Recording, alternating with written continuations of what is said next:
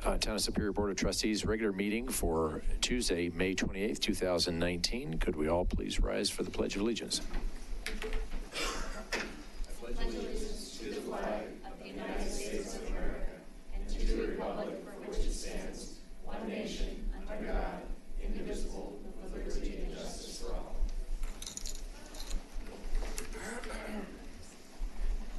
Phyllis, could we have the roll call, please? Mayor Clint Folsom. Here. Mayor Pro Tem Mark Lysis. Here. Trustee Sandy Hammerly. Here. Ken Lish. Here. Kevin Ryan. Here. Neil Shaw. Here. Boris Kwasinski. Here. Town Manager Matt Magley. Here. Town Attorney Dan Harvey. Here. Town Clerk Phyllis Harden. Here. Thank you. Next is the approval of the agenda. Are there any items on the agenda that board members would like to pull off the consent agenda or otherwise change from the agenda? I actually have a suggestion that may result in some dialogue. I'd suggest that item 6, the installation of the traffic signal at South Coal Creek Drive and Rock Creek Parkway, feels like we do not have enough information to make a decision tonight. We can keep it on the agenda. It's going to be a lengthy topic. My instincts tell me we're not going to reach a point to vote because we need additional information, specifically what's going to happen at the end of Coal Creek. And it feels like that's just too important a data point. And my preference would be to vote once we have that determination on what's happening on Coal Creek, what's happening on that side of downtown Superior, and just, this is good information, and Alex did a really nice job submitting everything, but the data point that I need is where the car's coming from. And I don't have it, so I'm not prepared to vote tonight without that information. I prefer not to have the conversation twice, and so I'd like to have it once, and so I propose we defer. Okay. I guess my thought is I'm guessing there's probably people here to speak to it, and rather than just pulling it and not hearing anything on it, I'd at least like to have the dialogue on it tonight. But I agree that we're probably not going to reach a decision on this contract tonight. I would agree with that sentiment. The one thing I'll add is in the board information online, item 3A was only added today. And that's a second warrant analysis that breaks down what the traffic forecast looks like without the Coal Creek connection. And that was only put up at noon. So I don't know that the town residents have had enough time to even digest that, because that has to weigh into any discussion or decision we make. So I'm kind of on the board, or the same place as Kevin, is, in spite of the fact that people may want to weigh in right now, I really want to push this decision to be kind of in conjunction with what we know is going to happen with Coal Creek in the future. Okay. Why don't we ask the public if anybody's here to speak about it, to speak during public comment? And then, to the extent that they have something that they want to speak about, they can talk about it during general public comment. And then we get to this part of the meeting, and then we could just table it at that point in time. And potentially open up public comment if there's additional public comment. Because it sounds like if people actually don't want to have the discussion tonight, but we don't want to inconvenience the residents, we could at least give them the opportunity to speak if they're prepared to speak on the issue, and then we could just revisit it later. Yeah, I think that's fine. It's just, I'll be honest. I don't want to vote yes or no, right? To preview based on the information that I've seen. I want to have an informed dialogue, but without having that data point. But if we go parliamentary procedure and somebody has a motion to vote, I'm uncomfortable with even having this on the agenda, given practice of somebody calls something to vote, we gotta vote. So that's why I'd rather just defer it, not just gloss through it. Yeah, I'm supportive of Trustee Ryan's comment. As I read through this, I'm very strongly of the opinion there's no way I can even make a decision until I know what's going to happen with Coal Creek. And there's also relevant is whether there's a possibility the promenade might come through and connect to 88th. So for me, in the past, I think I've made it clear that I'm not supportive of Coal Creek going through, but that's not the decision we're at tonight. And so for me, it's irrelevant to talk about the stoplight at this juncture because the data we've got in front of us says we don't need it. So in just in fairness to those who might be coming down here at 9 o'clock, I mean, we have timestamps on our agenda items, and, you know, yes, I think the suggestion of hearing from people during regular public comment is good, but I'd like to keep this as an agenda item and have this dialogue. We're already having a lot of dialogue here at the dais. We're approving an agenda, so I'd like to hear this dialogue of why we're deferring it, rather than just pulling it and saying we're done with it. I'd like to have that dialogue. It might go a lot quicker. But I'd also like to hear from anybody that decides to show up at 9 o'clock to speak to this, only to find out that it's been pulled and they didn't have to come down here. So I think we should approve it with the agenda item in place, but understanding that we're probably going to not have action on this item. And I think we can agree, nobody make a motion. So we're not playing any, parliamentary procedure games here.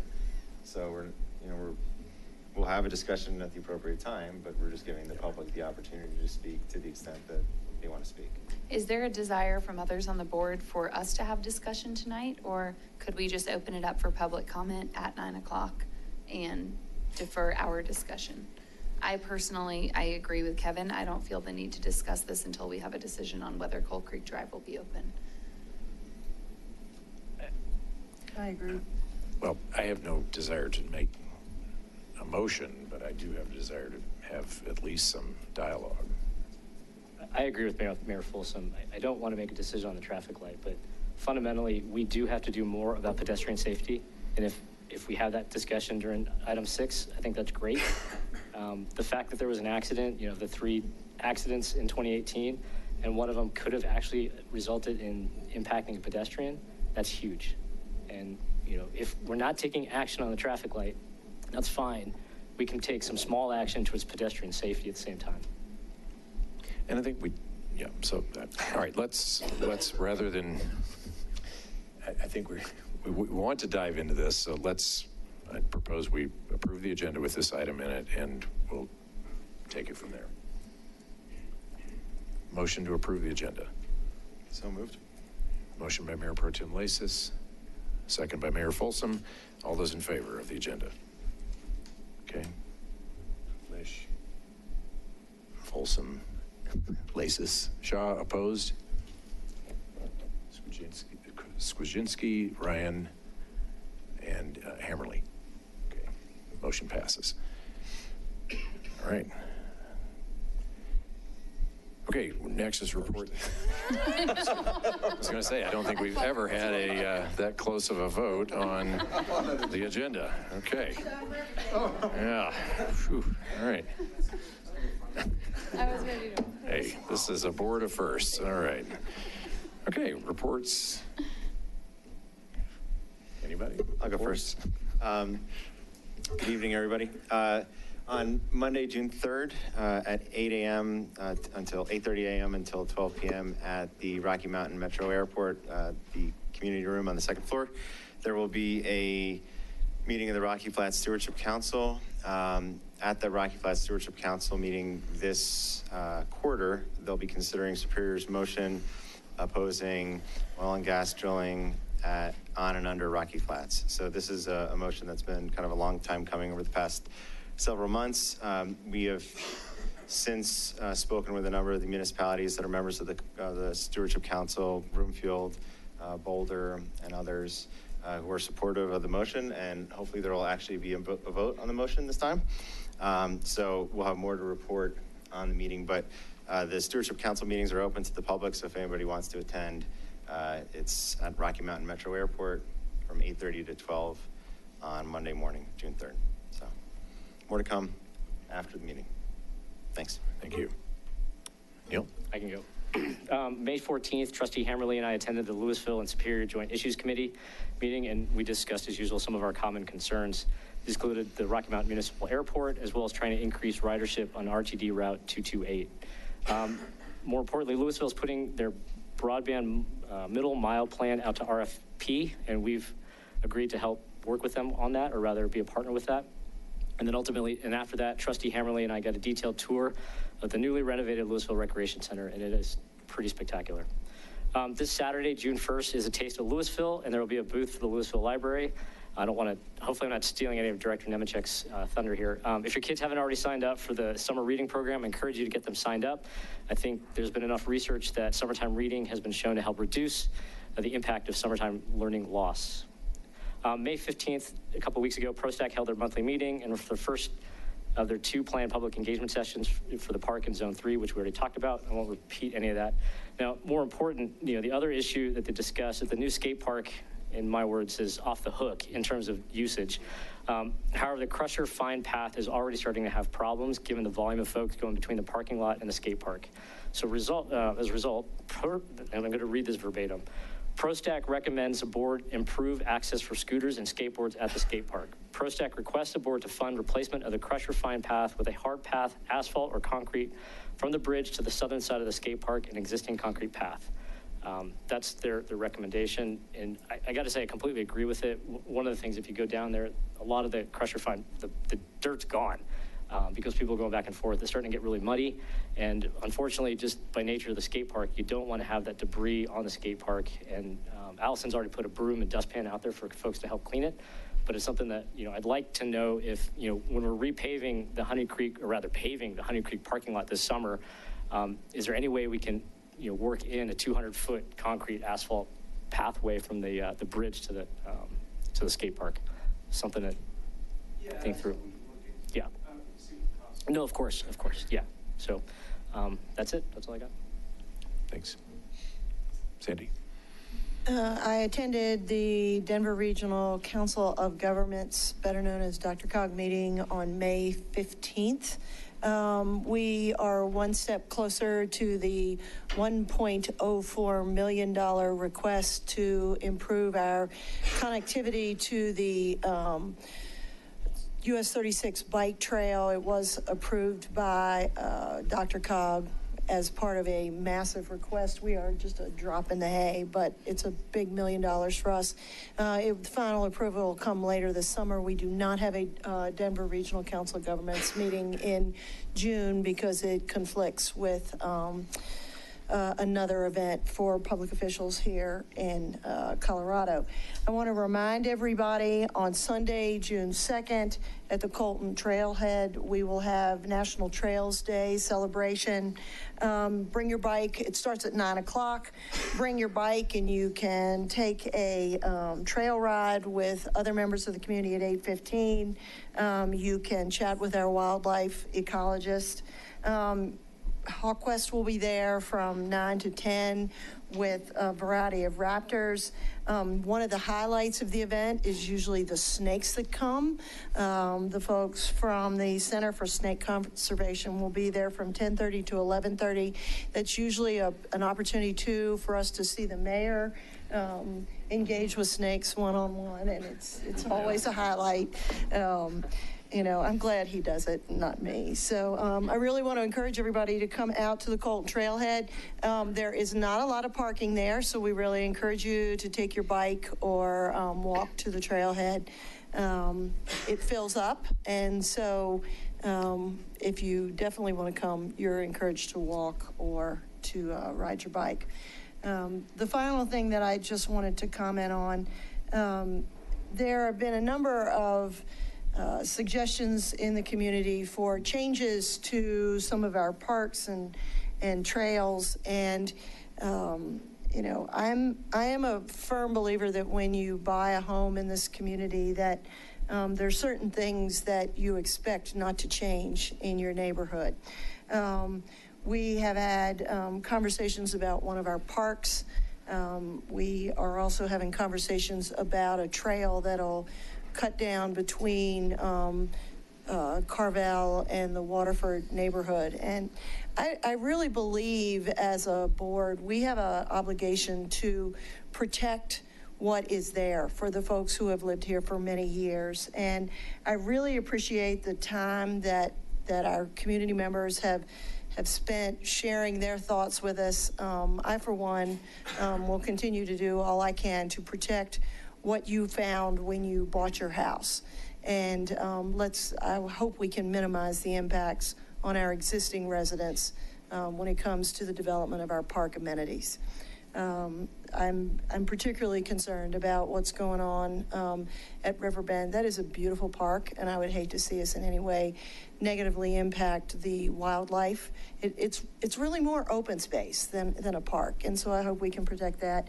I'm also very concerned about some suggestions on the trail that would connect through Tract H to the trail there from Rock Creek. I think there are other ways we can achieve connectivity to Superior Town Center.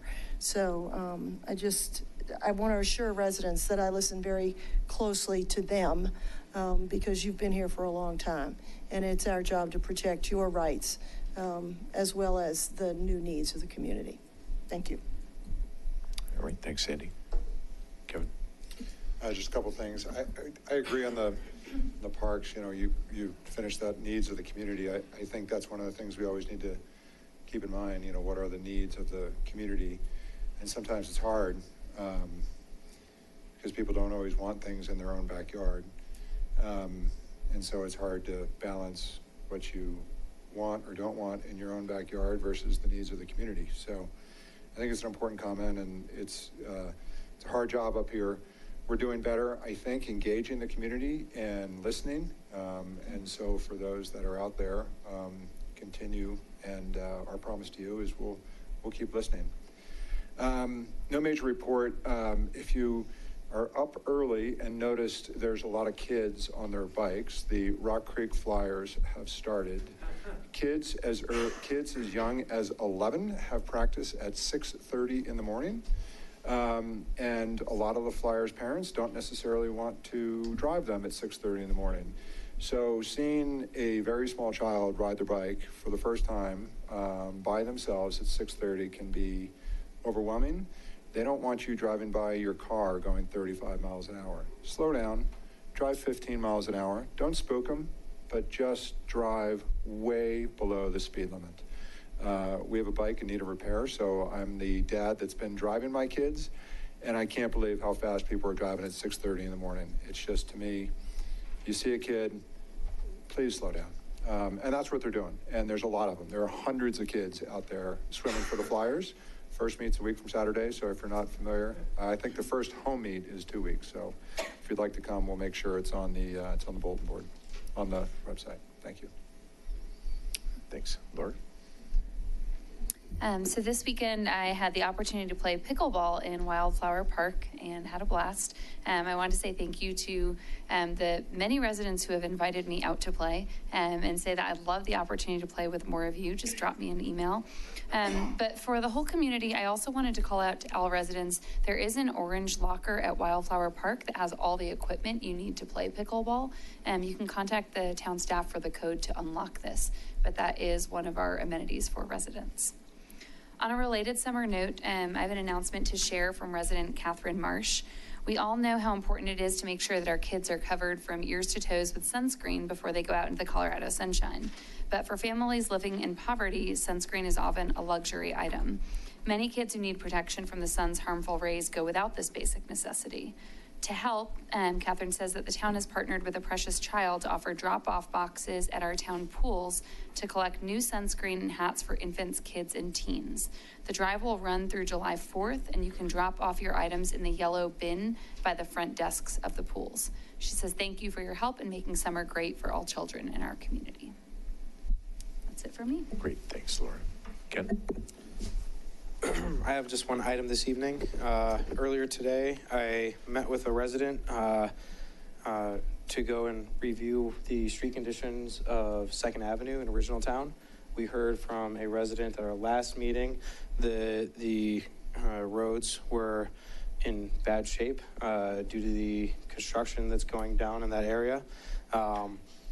There was communication on May 22nd from Boulder Creek Neighborhoods that they would be looking into the patch schedule and would be in touch that same day, and that they would also be visiting the area to look at the sharp items that were noted within the road. Down there today, I can attest that there's still some pretty bad divots down there. There's at least a few that are at least 2 inches that come to really sharp curves at the top. At many points, the street is narrowed by cones, so if you have multiple people, you're often pushed into the shoulder. and the shoulders especially have very sharp edges. I could easily see some punctures occurring for people who are trying to get around each other. I'd like to hear a update from the town manager tonight on what Boulder Creek Neighborhoods is doing, and if our neighbors could expect to see improvements tomorrow or later this week.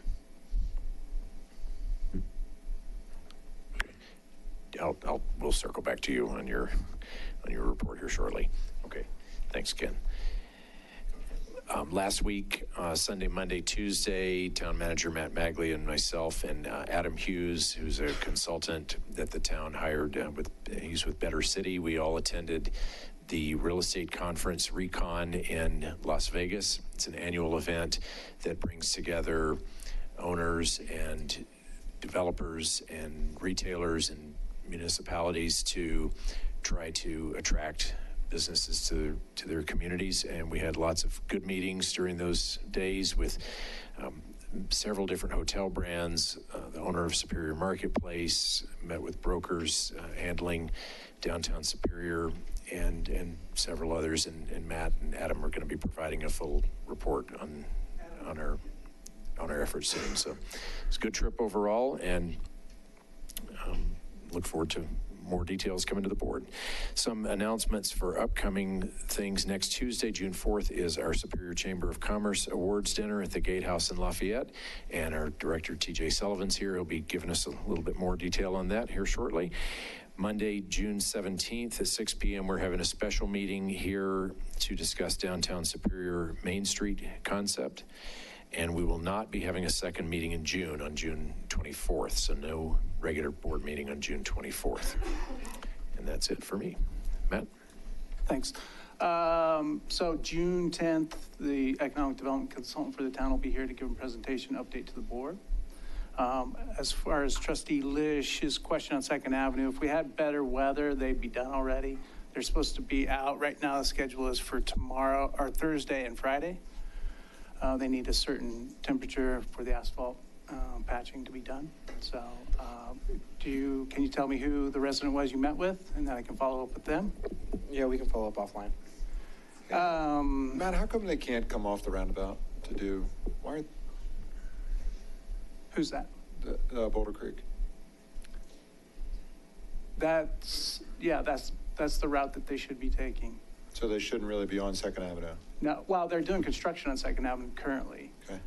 They're adding the parking lanes, the parallel parking lanes, new curb and gutter sidewalks. So Okay, but for the most part, the Yes. heavy equipment is Yeah. coming Yep. on and off the roundabout? Yep, that's Okay. correct.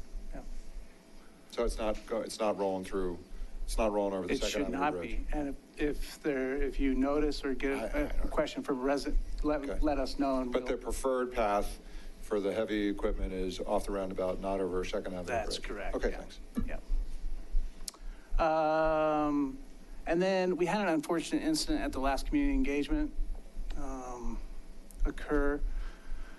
I think it's important that the public and staff are able to come to these engagement processes in a safe, engaging environment where they can share ideas and ask questions and gather information. So future engagements, I'll be working with the sheriff's office to have a deputy at any future engagement that we have, just so that's ensured, not only for the public, but for staff as well. Okay, thanks. Welcome, Dan Harvey, covering for Kendra tonight. Yes. Thank you. How are you, Mayor? Good. So I have nothing to report other than what's been provided in the town attorney report by Kendra. Okay, thanks. And Phyllis, okay, thank you. All right, we are on to public comment, and this is public comment on consent agenda or non-agenda items, and you can also comment on agenda item number 6 if you'd like to comment on that instead of waiting till we get to that item. So at this time, we'll open public comment. If you'd like to make public comment, just give a wave and I'll signal you to come up. Come on up. Micah Noisy, Gibson Court. Just some real shout outs and thank yous. In regards to the Riverbend, the question about what to do at Riverbend Park. A couple trustees have actually spoken to me directly, and I want to thank you guys for doing that. Sandy, your comments tonight hit home, and I truly appreciate what you said tonight. That tells me that somebody's listening to the comments that have come out, so I truly do appreciate that. I already thanked Patrick on his way out the door, but thank you, Mark. I appreciate it because it was the first time that I felt that somebody asked somebody like Patrick directly, and Patrick gave some fantastic direct answers that I don't think were dancing around the issue. And I thank you, because you hear the fact that this has become a divisive issue, and quite frankly, I feel it's pitting new families, maybe with younger kids, against original owners. And I don't think that's fair the way it's been done to our neighborhood, our community. And I appreciate your comment, and I agree with you that this thing should be pushed on, and we don't need to find more information from the surveys. This is my input, okay? But I want to thank you sincerely for your comments tonight, and I know you've been listening, so I appreciate that. Just real briefly, traffic light. I know that's here, that came up. I wasn't going to comment on it. I agree. We are so far ahead of acknowledging whether or not we need a traffic light there. So far ahead of the issue. We have no idea what's going to happen with the traffic flow. Trustee Neal, I have concerns about Rock Creek. I think there are a lot of ways we can address safety on Rock Creek, and I would be glad to address those with you on a one-on-one basis, but there are ways we can address Rock Creek safety without putting in more stoplights. I cross Rock Creek 14 times a week. I walk my dog religiously across Rock Creek. It is not dangerous. There are ways we can improve it, but it is not dangerous, okay? I cross there, and lots of times I look left and I look right. There are no cars coming. There are times I don't even push the flashy light button because I can walk across, okay? But I welcome the opportunity to provide feedback on offline if you're interested. And just a final note, my son put me on this show called Parks and Recreation. If you have Netflix, please go watch it. You don't have to watch it. You don't get hooked on it. Watch the first episode. Watch what the main character does. Those of you who are laughing, I assume you've seen the show. There's a pit, right? What does Amy Poehler do? Does she blast out an email? Does she stick a flyer on people's doors? What does she do? What does she do? She goes out and she canvasses the neighborhood. And I would just say that would be a great idea. If you really want to feel what the people right around Riverbend feel, come on a Saturday when we're out and around. Knock on my door. I'd be happy to share that with you. Anyway, thank you for your time. Thank you for the comments. Yes. Good evening. I'm Kara Noisy, Micah's wife. I live on 1313 South Gibson Court.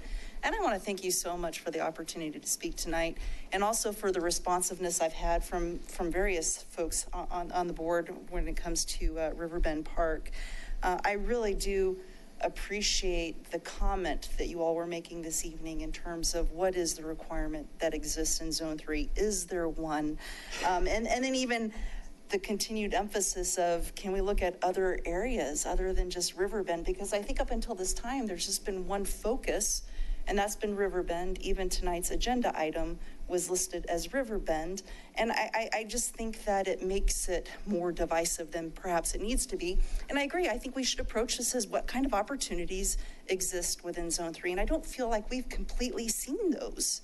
I was excited to hear about options around a trail, or maybe over towards 88th. I think that would be a very constructive conversation to have. I think Riverbend is beautiful as it is. You know my opinion on that. I've spoken before. I like the idea of making it some form of preserve. I think there is some validity in doing that. And I mean, it was a deliberately planned park. And I'd like for us to keep that nature, that wildlife intact. And I think it's also important to know that being a family-friendly neighborhood does not mean you have to have play structures on every park.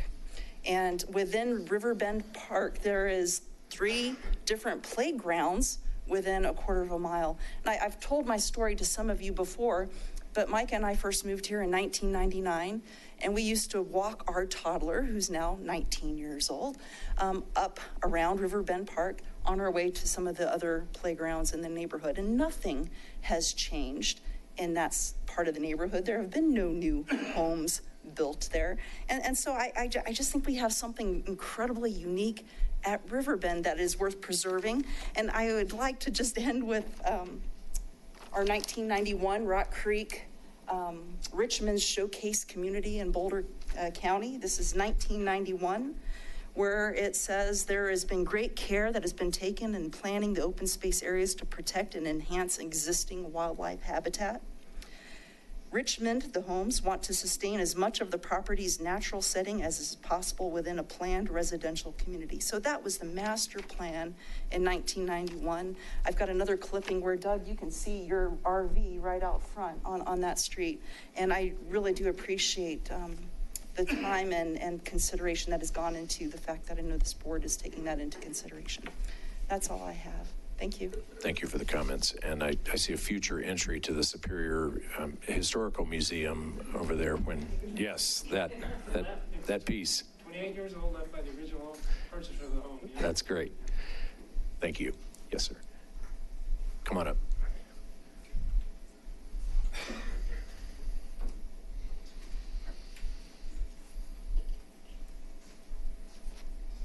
Thank you for the opportunity to speak with you. I am David Graybill. I live at 1124 East Akron Place. And I'm here with my wife, Beth. And I'll start by saying that we are opposed to adding amenities, in particular a playground structure to Riverbend. And I'll try to be succinct in explaining why. I bought my home. I'm an original owner. It was November of 1991. I think the development, Rock Creek, was about 6 months old at that time. And I recall, we've not talked before the meeting, Cara, but I recall very clearly, part of the reason that I bought the home, and at the time we looked in Louisville, Lafayette, but the reason for this particular home and lot was the park behind, and the assurance from Richmond Homes that this was going to be open space, was going to be very much like it is now, except that it's now matured. The trees have matured, and there's more wildlife and so forth. It's become more beautiful through the years. At the time, my children were 1 and 3 years old, and they're now either side of 30. Trustee Shaw, I can tell you that I have seen the barbecue pits used a few times, but it's been rare as hen's teeth. So I certainly acknowledge that. The benches, on the other hand, the park benches, people come by of all ages. They use those to sit. It certainly appears as though they're enjoying the scenery, the wildlife, just contemplating, sit for 15 or 20 minutes and then move on. And so that is part of the character of the park.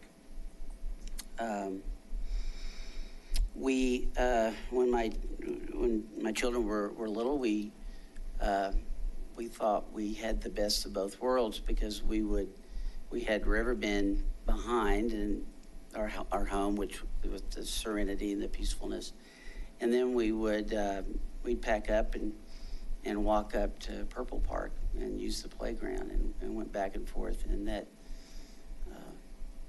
the trip there and back was part of the experience, and we enjoyed it.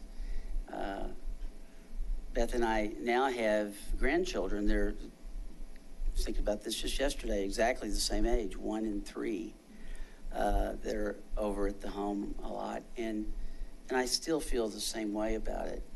So it's not just a matter of my children are grown and now don't want a play structure. I see the value of play structures. They're very important, but I think the Riverbend Park is very unique, as it was explained to me when I purchased the home, and to other neighbors, and to the neighbors at the time. And it's just become more beautiful with, again, to try to wrap up, but one of the things I think just in the last, I'd say 5 years, that's really developed is the wildlife, not only the songbirds and the geese that have been there for a long time, but the ducks, the herons, the pelicans in recent years, that a lot of them, I'm not an expert on this, but I think that they nest in the tall grass around the pond. I am concerned about what the addition of in the park, which I think is a relatively small park. Hard to imagine where it would be placed where it wouldn't be at least fairly close to the water, and what that would do both for the for the safety of children, but also the interruption of the migratory birds and their habitat that they've seemed to really settled in at Riverbend. So I appreciate you letting me address you and speak to my concerns, and just I appreciate your consideration and urge you to leave Riverbend Park, at least for the most part, like it is now. Some of the ideas that were mentioned earlier in this meeting I'd not thought of before tonight, so I'd certainly be willing to consider some of those, but the playground structure, just I would urge you to not place it at Riverbend. Thank you very much. Thank you. Yes.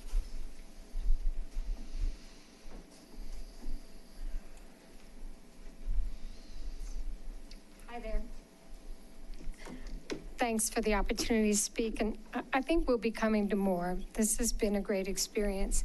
I'm also a Graybill from Akron Place, and I second, of course, everything that Dave just mentioned, but I want to add that we're appreciative of the work that ProStack and the commission has done, and you know, I recognize that these people give a lot of their own volunteer time for these things, and I feel that everybody has you know, the benefit of the community at heart. And I appreciate those who reached out to me directly and answered my email, which I admit was emotional, but I hope still respectful. I looked at the comprehensive park plan for the town, and the park as it is does seem to fit into the plan. I don't think we need to guarantee a playground within a 1/3 of a mile walk from everyone's home. We have pool and tennis courts across Rock Creek Parkway that children have to walk to. If you put a playground in Riverbend, children still have to cross Coal Creek, and we don't know what's going to happen with Coal Creek, but it's already a much busier road than it used to be. It may be a man-made natural space, but it has grown and become such a beautiful natural space in the last 27 years. And it's not just the people who are concerned about this in the backyard. There are 5 of us on Akron Place who do back to the park. It is literally our backyard. We appreciate that. We paid for the opportunity, so I appreciate that acknowledgement. But there are many people who come throughout the neighborhood, and it seems like the surveys reflect that, that enjoy the park. We see people there on lunch breaks. We see children in imaginative play throughout the day, all day. We see homeschool children around the pond learning science. So people are using the park as it is, and I just hope that beyond just the numbers that you consider whether there's really a compelling reason to change what is already so beautiful and become such a part of the community that so many people appreciate. I just want to speak briefly to the assurances and the process. I appreciate the assurances that we heard here today. I was not thrilled with the process, quite honestly. I tried to see where this had come from. I found a post last June on Nextdoor by Mr. Lish. There were people who made suggestions to that post about other places where this could be located, but for every month on the agenda of the Parks Board, it was listed as the Riverbend Playground project. So it did feel to us as if it was off and running, and as if it were the only viable spot. And we found that concerning. We'd like to think we pay attention, but I shouldn't have to feel like I have to read every agenda of every commission just to see what might happen in my backyard. So I hope that you'll consider that next time and find a different way to include the neighbors more directly and sooner in the process. Thank you. Thank you. Additional public comment? Daryl?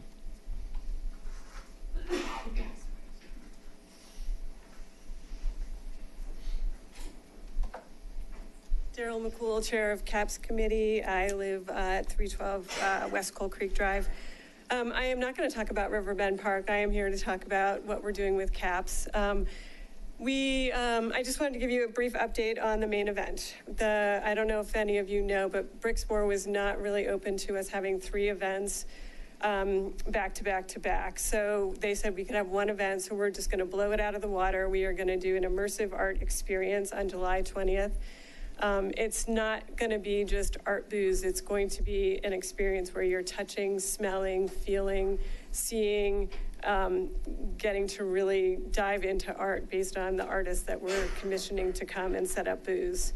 We're going to have a t-shirt truck with a beer and wine booth and all kinds of, the Salida Circus is coming, and let's see, what else? Yeah, it's just going to be a unique, different experience. The installations are expected to be quirky and fun. We're getting submissions from artists, and we'll be looking at those at our mid-month meeting and selecting the artists that are going to be coming. It's happening in Superior Marketplace between Center Drive and TJ Maxx and Michael's.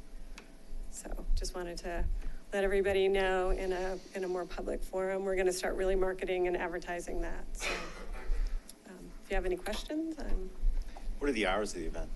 5 to 8. So it's an afternoon, evening event. Okay, great. Sounds great. Appreciate your work on that. Thank you. Additional public comment? Yes. Hi, thank you for letting me come speak to you today. I'm Wendy Shefty, and I live at 700 East Wiggin Street in Waterford. I'm a 22-year resident of Rock Creek, moved here when my youngest just turned 1, right on her birthday. I wanted to speak about the connector, and I know you've heard a number of people speak against it, and I'm actually for it. So I just wanted to let you know why I think it would be a great idea for our neighborhood.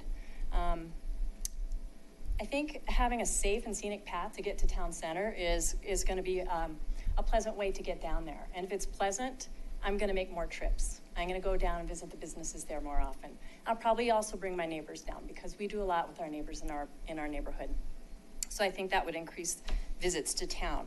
I also think McCaslin is not a safe option for us to get down. That's our next closest way to get down. I don't think it's safe for kids to get down that sidewalk. I don't think it's safe for elderly. My parents are moving into Rock Creek in the next couple months. It's not going to be safe for them to get down there. And I think it's tricky for people who have mobility issues as well.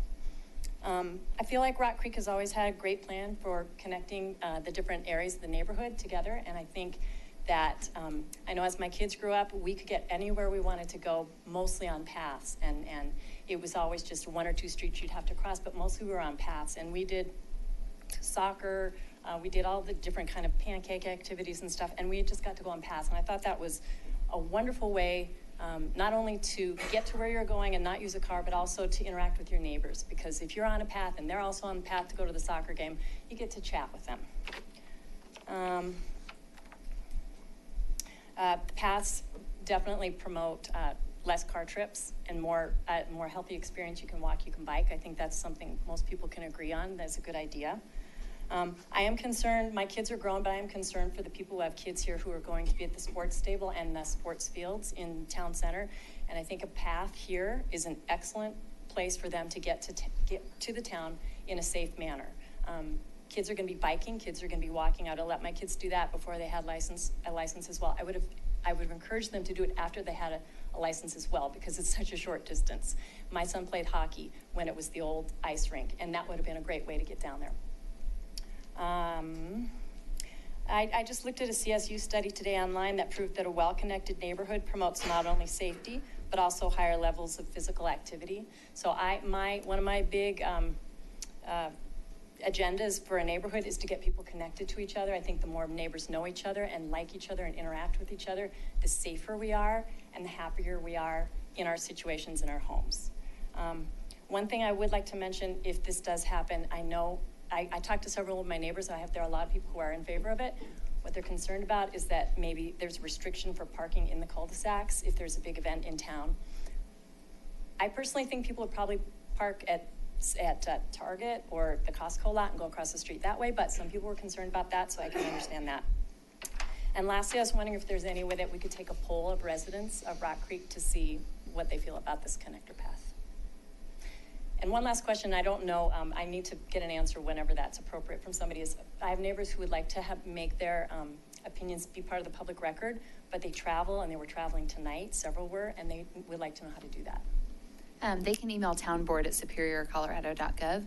Anything that's emailed to us is part of the public record. Thank you. Thank you. Thanks for your time. Yeah, thank you for your comments.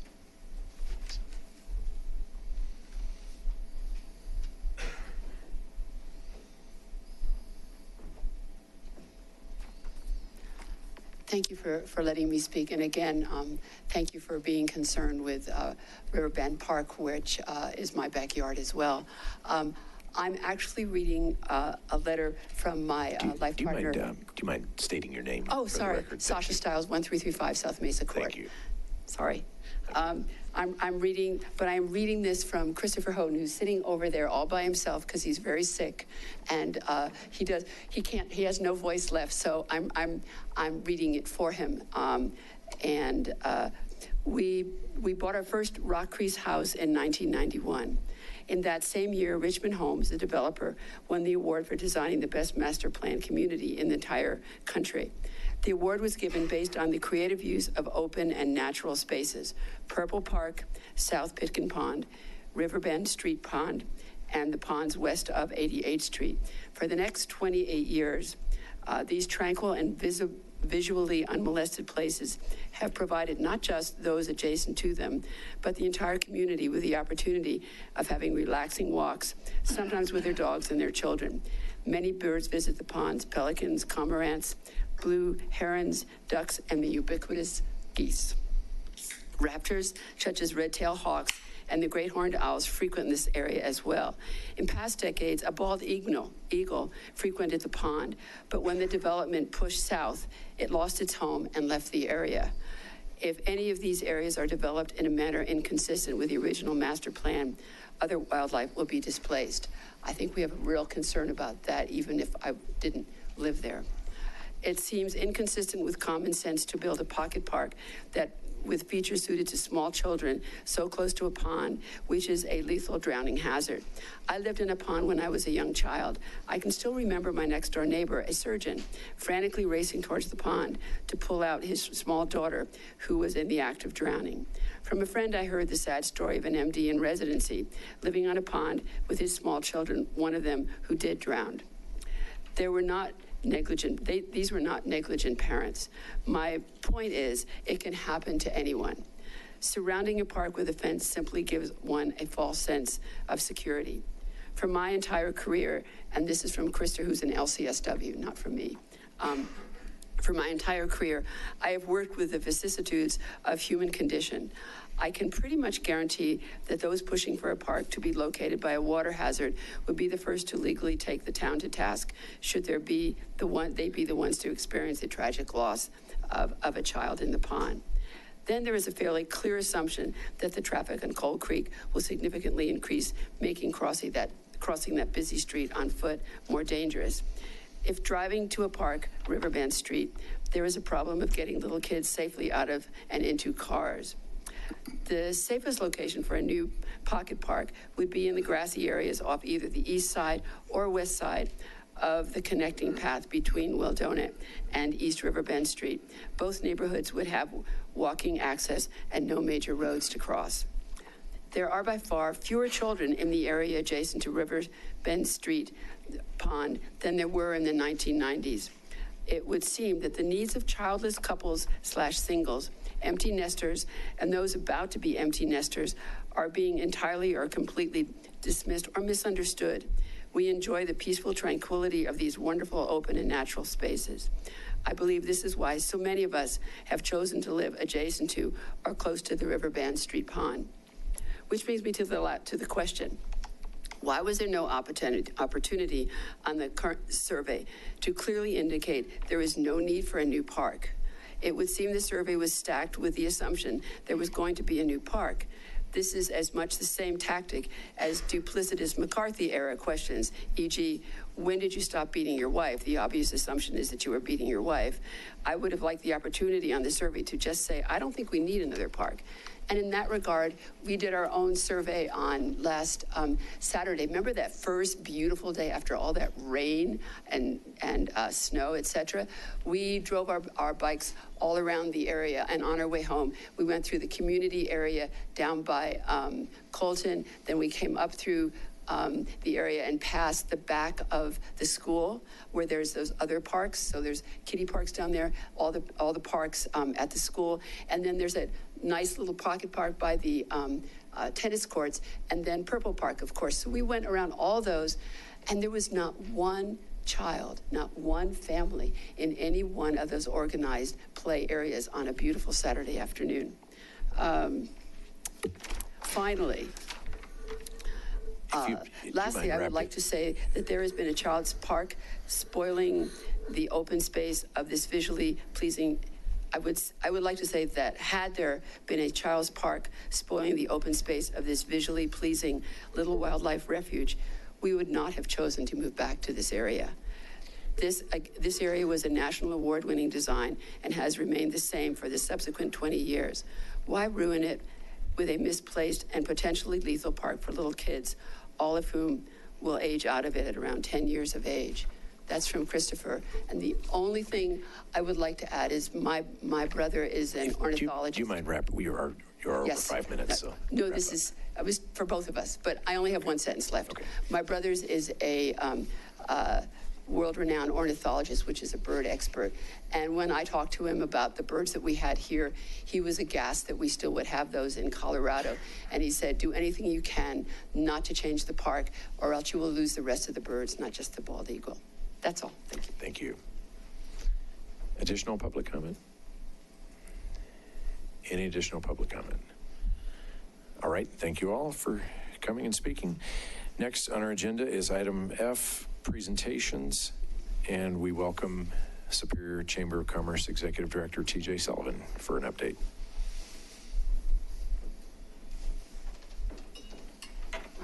Good evening, everyone. Thank you for having me. Matt and I discussed that it would be a good thing if I came to meetings and offered you some good news about the business community. So good news is always a good thing. So I have 5 magic numbers tonight I want to share with you. 3, 8, 173, 35, and 76. 3 is the 3 retiring board members from the Superior Chamber who are going to be stepping off. They've made tremendous contributions to the community and the chamber. So if you have an opportunity to thank Rick Stauffer of Stauffer Team Real Estate, Anna Bissayon of Professional Carpet Systems, and Tricia Akins of Walker Stanley Communications for their time serving the chamber, I would appreciate it. They're all pretty fantastic people. 8 is the number of awards we're giving out next Tuesday, June 4th, at our annual awards event held at Lionsgate. Thank you to those of you who are going to come. I don't have those names yet, so I don't know who's coming, but whoever's coming, we're looking forward to seeing you. I'm especially excited that we're going to be giving our Superior Achiever Award to Heather Craycraft, my predecessor at the Chamber, who has done so much for the town and for the business community. So I'm looking forward to a big standing ovation for Heather for all of her contributions next week. 173 is the total number of humans expected at that awards event, which is a 50% increase over previous years. So we're going to have a little party next week, and I hope it'll be a great time for everyone. 35 is the number of young professionals who attended our very first E3YP. That was the name they chose, the East 3 Chambers Young Professionals Organization, E3YP. And they had their very first event. It's a joint project between us, the Louisville Chamber, and the Lafayette Chamber. 35 people showed up, and they were very excited and said they couldn't wait to come back to the next event. And I think it's a great way to usher in the next generation of business leaders for our region. And 76 is the number of booths we have to a sign for Chili Fest and 4th of July, and I'm having nightmares about that already, but excited about being part of my first 4th of July and Chili Fest here in Superior, and excited to see all the people come out and make that a fabulous event. We're very happy. The board wanted me to tell you that we're very happy that we have the opportunity to assist Adam Hughes with Better City in his economic development efforts, and he will be our guest at our board meeting in June. So with that, if there's any questions? I have a question about E3YP. Yes, ma'am. What ages does that go to? You know, we're not carding anyone, and we're not throwing anyone out. They sometimes let me work the door, but we've been roughly saying 40 and under. But we, whoever feels young at heart, and it's really just been it was something our younger members really wanted to be able to go to something and see people their age and their generation, and it seems to be a really nice addition to our programmatic offerings. So excellent. Thanks. Yep, thank you. Is that program for your chamber members only, or was that open? We're still working it through. The organizing idea was that anyone who came to that would be a member of one of the 3 chambers, or many, and or a guest of a chamber member. So the idea was to try to not only draw in some younger members to the chambers in the area, but to also just generally show that there's positive benefits to being involved with the business community in a more formal way. There's, I'm glad you're here tonight. Thank you. And I think this is a good practice to come to the board every, I don't know, periodically, whatever the cadence is, with an update. I had the opportunity to talk to just wanted to make sure I had you. Yes. I had the opportunity to talk to a entrepreneur that would fit in that age group, and who lives in town, and he had expressed a couple concerns. Number one, that he had heard just anecdotally that a number of the chamber members and board members weren't either residents or business owners here in town, so wanted you to maybe address that. And second, he just felt like kind of the concept of a chamber of commerce was a bit dated, and so he hadn't heard, I hadn't heard anything about I won't get the acronym right, EY, whatever.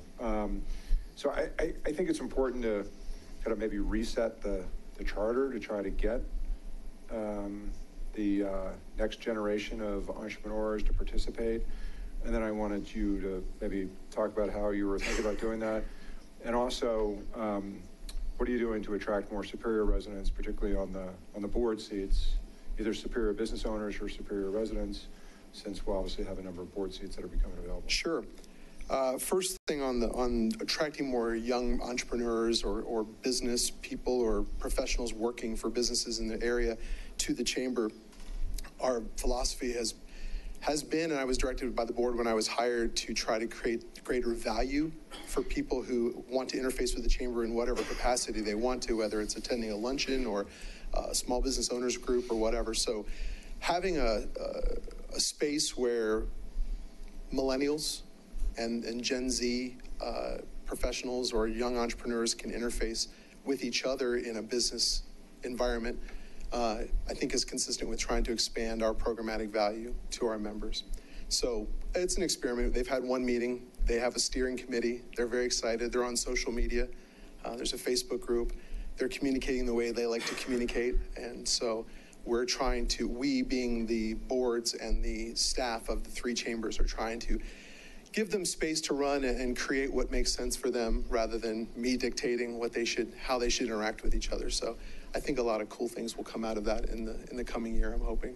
In terms of attracting Superior residents and business owners, the board has told me from the beginning that what we want to do is attract anyone who has a business interest in supporting Superior, whether that's because they live here, because they work here, or their customers are here, or they just believe in the overall health and wellness of the region. So we've taken a very open philosophy on that. Our president of our board lives in Thornton and owns a business in Broomfield. So we have been very open in that respect. I will say that of the 3 new board members, 2 do live in Superior that will be joining the board as of July 1.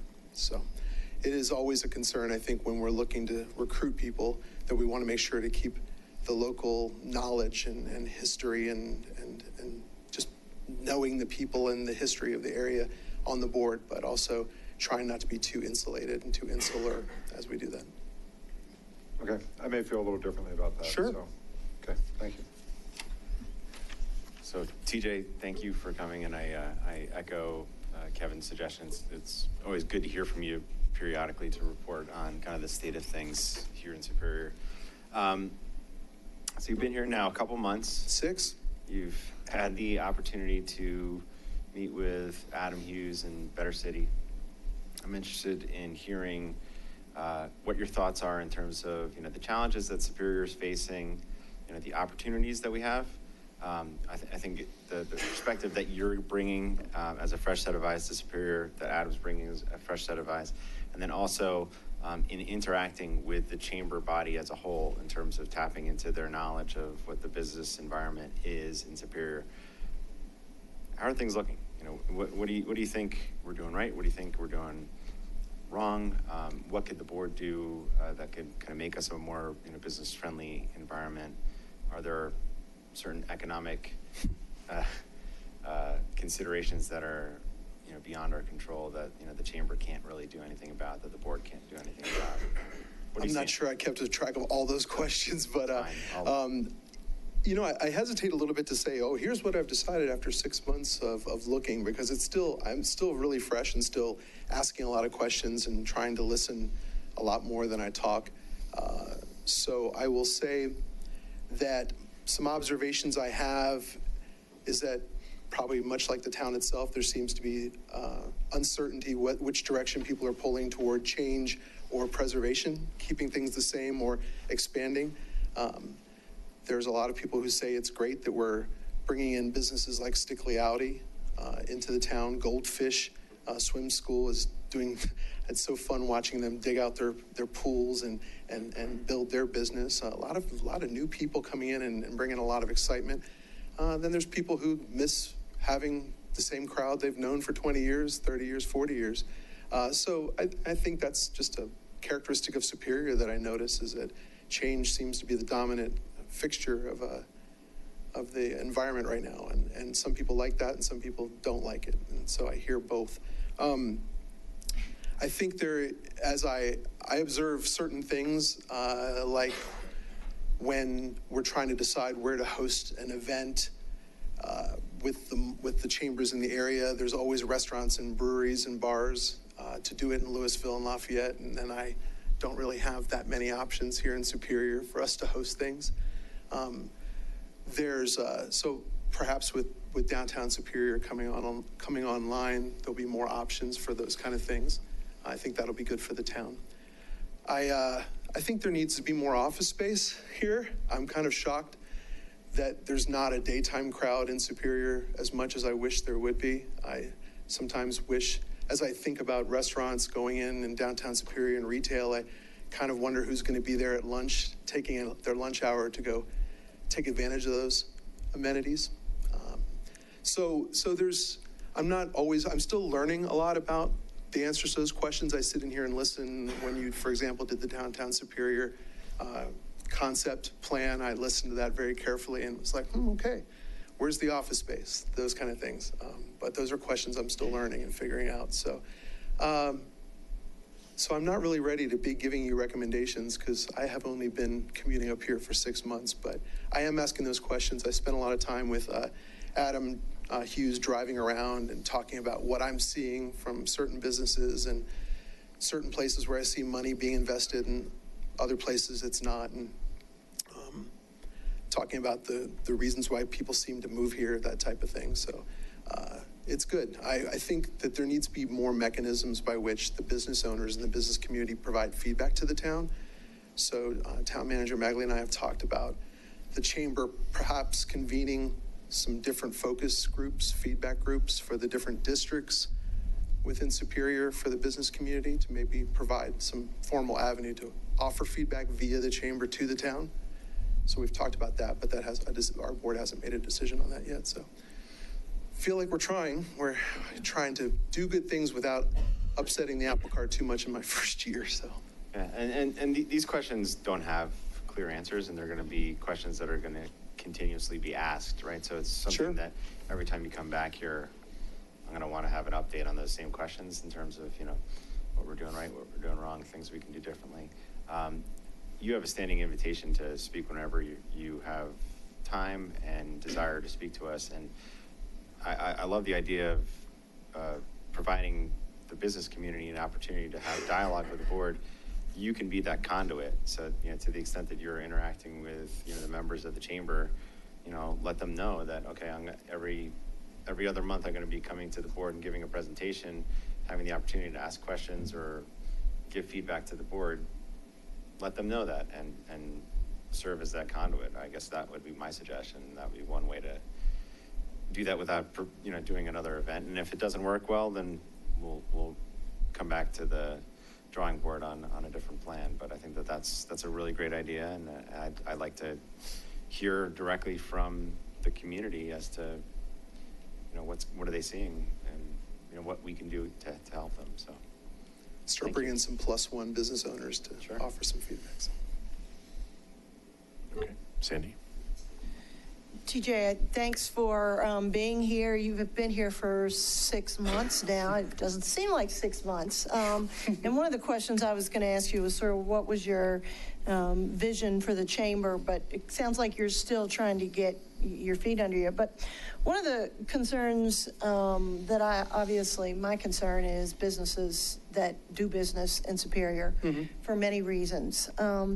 And so I just happened to take a look at a little shopping center that's very close to my home, which is the Safeway Shopping Center. And most of the businesses that are located in that shopping center are not members of the Superior Chamber.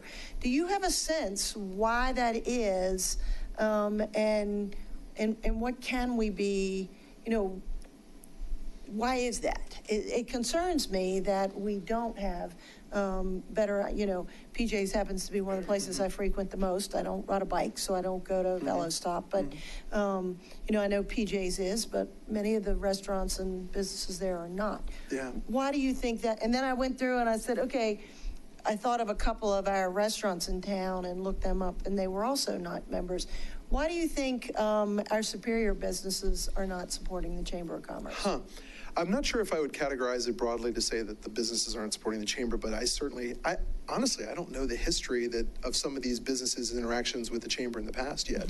So partly I need to get out there more, and I haven't even, some of those places out there I haven't even walked into yet. I just haven't had time yet.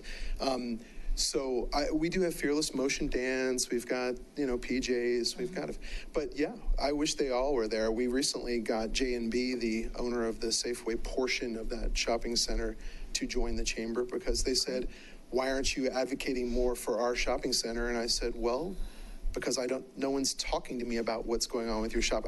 I learned about a month and a half ago that that's owned by multiple different owners. I had no idea. So these are things I'm learning. It's part of my learning curve. So I believe that when people see that the leadership of the chamber is open and working hard to try to earn their membership and they see value in that, then they will join. That's pretty much my philosophy.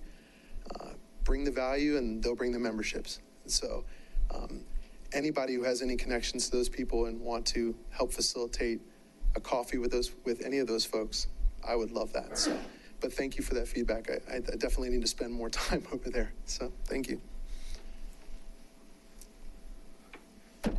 TJ, thanks for making time for us tonight. Thanks. Appreciate you coming in. I would just like to echo Trustee Hammerly's comments.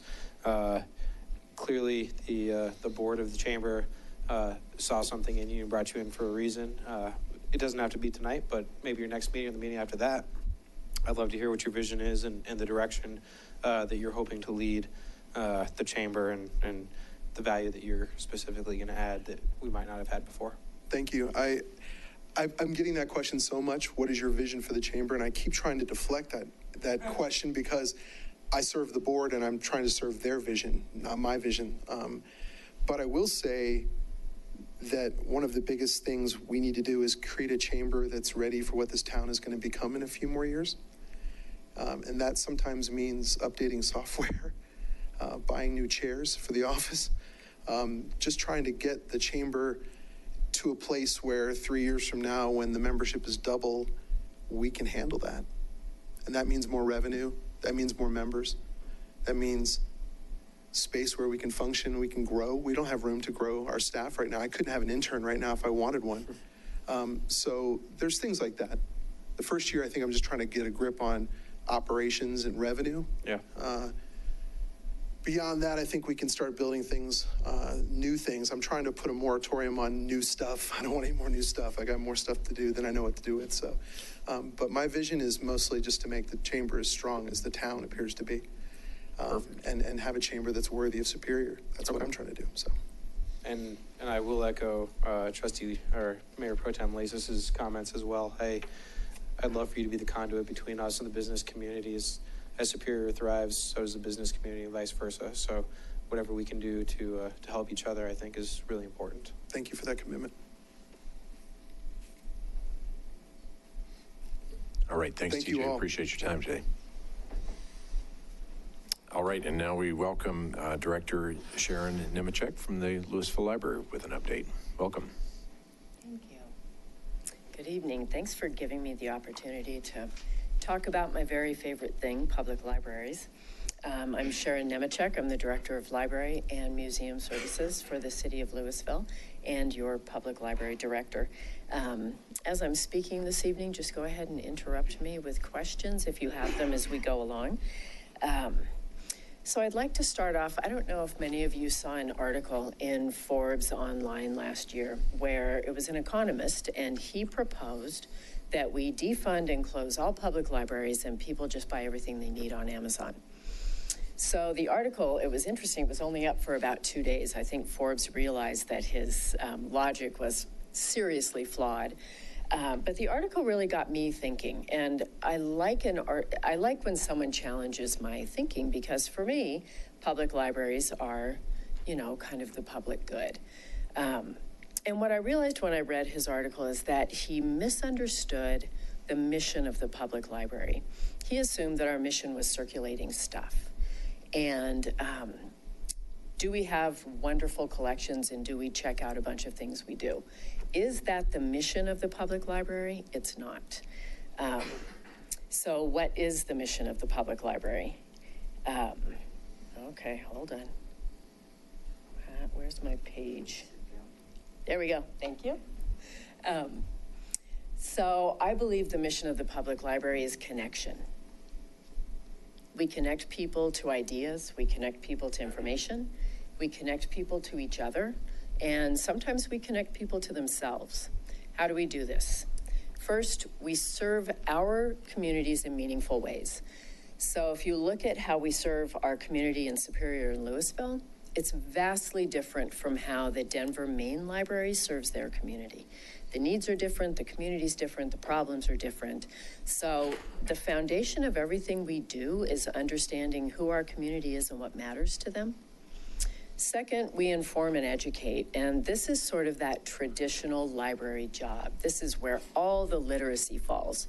This is pre-literacy skills. It's teaching parents why early literacy is important.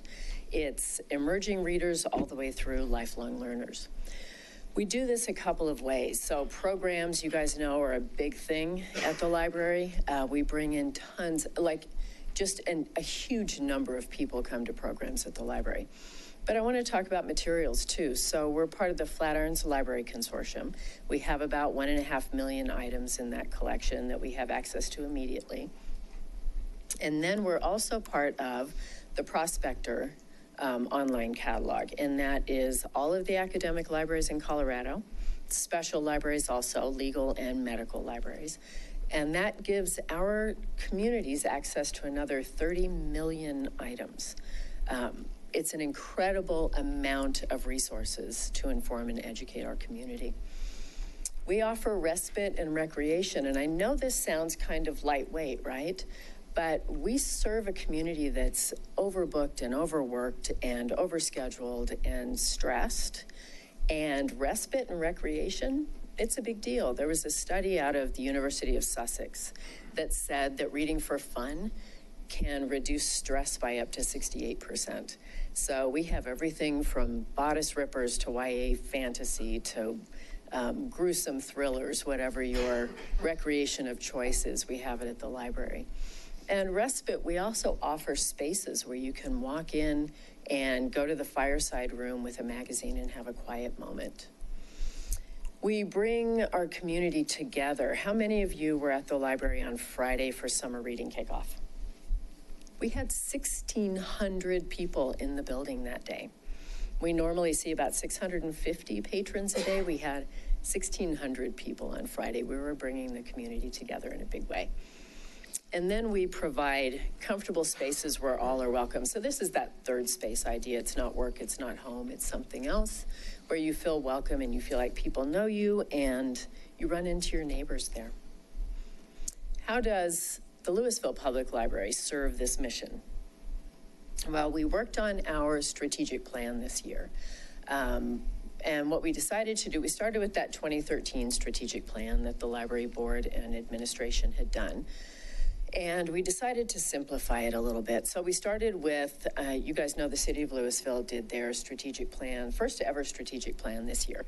So we adopted the vision and mission of the city, and then we added the library's mission to inform, involve, and inspire under that. And then we created the 3 goals to engage community, champion literacy, and spark imagination and learning. So the library board adopted this new strategic plan. And right now, the library is working on the work plan to meet these goals. What are the resources we have to do that? So our operating budget is about $1.9 million. Our superior IGA contribution is about $327,000. We have a couple of other revenue sources. Our state grants to libraries, we get about $9,700. That all goes to collections, materials. And then our Louisville Public Library Foundation, our ask this year is about $33,000. And Trustee Shaw, you had asked for some detail on how our budget lays out. So this is a lot of information. So what I did is broke it up into the big areas of spending. So for the library budget, all told, staff account for 71% of our budget. And that includes everything. That's salaries, workers' comp, insurance, everything. Programming is less than 0.5% of our budget. Collections or materials, about 7.5%. Do you mind, you invited us to interrupt during the presentation. Yes, please do. Go for it. Well, how many FTEs do you have for that $750,000, $850,000? Okay, FTEs. I have about 28 employees, and I'm not sure of FTEs, but I can get that number. Well, that's right. for you. So 28 employees, and just give me half are full-time, and then? Oh, I think about probably a third are full-time. Thank you. Yes. And I can get you all that That's information, right. I'm too. just thinking. Yeah. Just kind of basic operations, so office supplies and computer supplies, hardware, software, that kind of thing, account for about 8.5% of our budget, and then building maintenance is about 12%. And I know it's a lot to go through, but this is, I think, Matt, you've got this, right? We can send it. And then if you guys have questions about this, feel free to either, have Matt email me, or we can chat if you've got questions about budget. Trustee Shaw, is that kind of what you were? Yeah, I mean, just directionally, how much of it was staff versus how much is it for collections? I think those are the big items. Yeah, and so collections, we make up for the shortage with the state grants to libraries. That's about $9,700, and then about $15,000 of what the foundation gives us every year goes to collections as well. So just a question. I mean, you mentioned the Flatirons Library Consortium. Yes. The access to the extra books. I mean, do you have to pay to be a member of that, or how do you? Do No, we libraries don't. just automatically get membership into the Yeah, consortium? we don't pay to be members, but we share the cost of the ILS, the library database, a lot of the other resources, we share costs. So it came together to kind of help people defray some of the costs of, like our databases, EBSCO and Gale databases and that kind of thing. So what % of your total budget, what approximate % of that is to belong to that consortium? Well, we don't have to pay to belong, so. I understand, but it's right. to sharing the cost for the databases. You know, again, I'd have to get that number for you because it's a lot of little pieces. So ILS, Courier, databases, and there's probably some other stuff in there that I would need to look. So I'll send you that information. While we're talking about costs, and Yeah. I'm sure it's not broken out in this detail, Mhm. but I'd be curious, do you know the approximate cost each year to pick up the books from Town Hall here in Superior and bring them over to Louisville? I don't know that there is a cost. Yeah, you guys are bringing those over, right? I thought so, yeah. Oh, so the town of Superior is paying to bring them over? Staff, yeah. Collects and takes them over to the library every day, Gotcha, I didn't except for realize the that. weekends. I thought it was someone from Louisville who did it, so. Nope. Okay, thank you.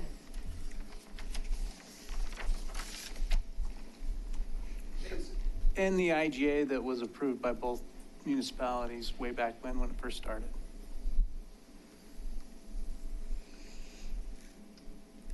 So here's what our funding per capita looks like compared to other libraries of kind of similar size. This is 2017 data.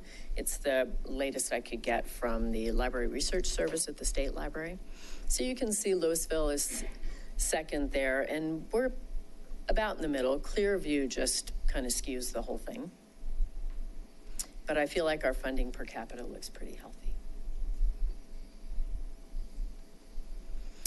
So how do we measure our success? This is our Library Services Key Performance Indicators. These were agreed upon by Library Administration and the Louisville City Council. And these are sort of what was decided that we would look at in terms of how successful were we. So when you look at checkouts and renewals, our 2018 estimated 499, we were a little short. We hit about 491,000, and that includes ebook checkouts as well, so physical and digital circ. Programs, What's the we were split up. between physical and ebooks? Pardon me? Do you have the data for the split between physical versus ebooks? Yeah, ebooks are about 8.5% of our total circulation. And is that growing? It is growing. It would grow more if we had more resources to put to that. That's kind of the beast that is never satisfied. So the more money we put into it, the more circulation we get out of it. Does that also include audiobooks? It does. Ebooks and e-audio, yeah. So we did over 1,000 programs last year. Our visitors, we fell a little bit short. We were at about 222,000. Let's see, what else? Library website page views, we hit about 236,000, so much better than expected.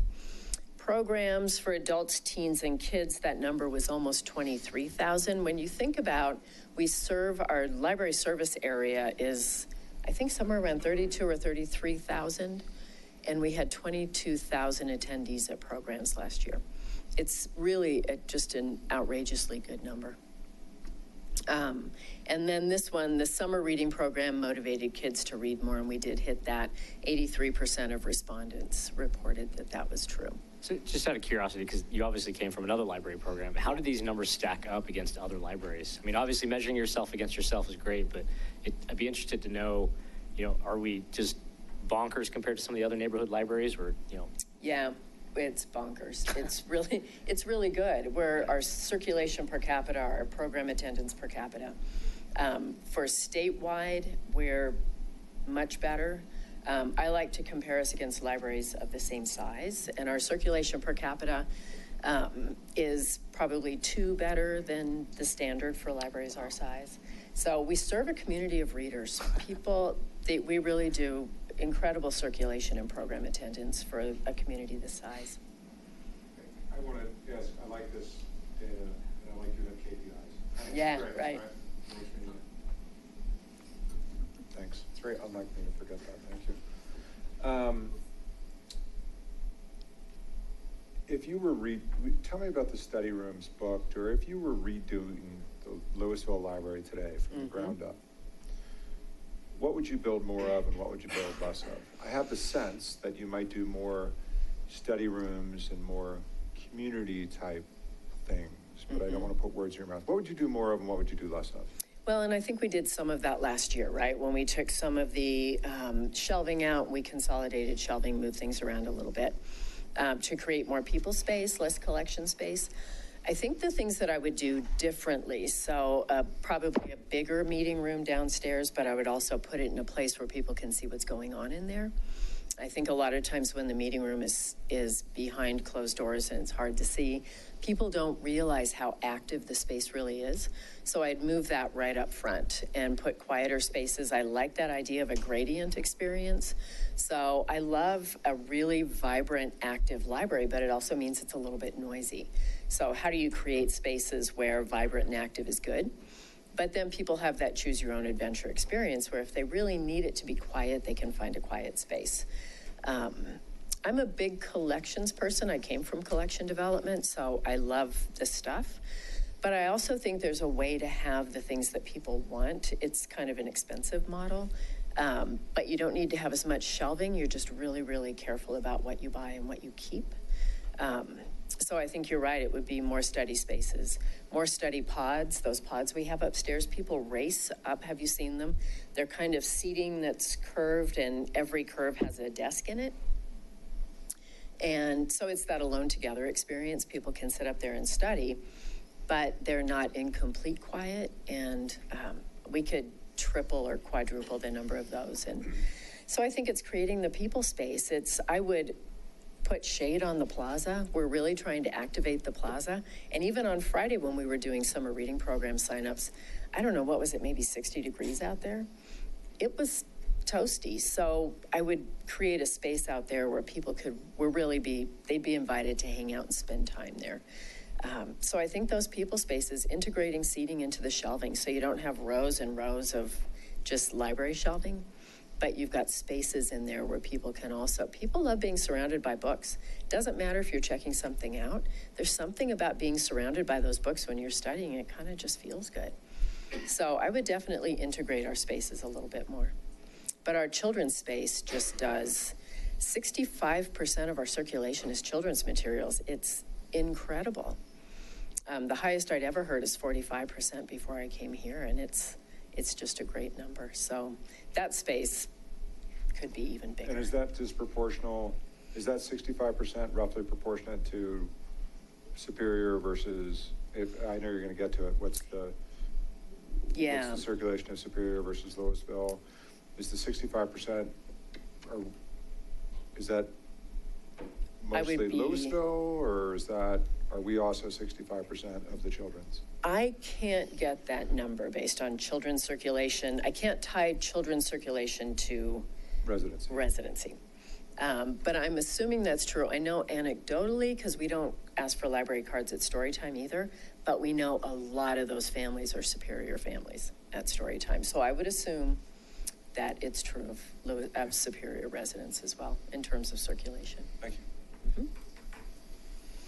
So who are our patrons? Superior patrons make up about 18.3% of our patrons, and that small gray on top is new registrations. 18.8% last year of our new registrations were Superior patrons. And where is our circulation coming from? Superior patrons account for about 20% of our total circulation. So 18-ish% of our patrons, 20% of our circ. It's a community of readers. And then all the other areas around us as well. When you talk about literacy and bringing a community together, summer reading is one of the biggest things we do. First day registrations this year, let me get the number. Well, 24% of our registrants so far in 2019 are Superior residents. Day one, we had almost 1,000 people sign up for summer reading. It was just an incredible day. This is Summer Reading 2018. Adult Superior residents were 21% of our adult participants, 23% of children, and 24% of teens.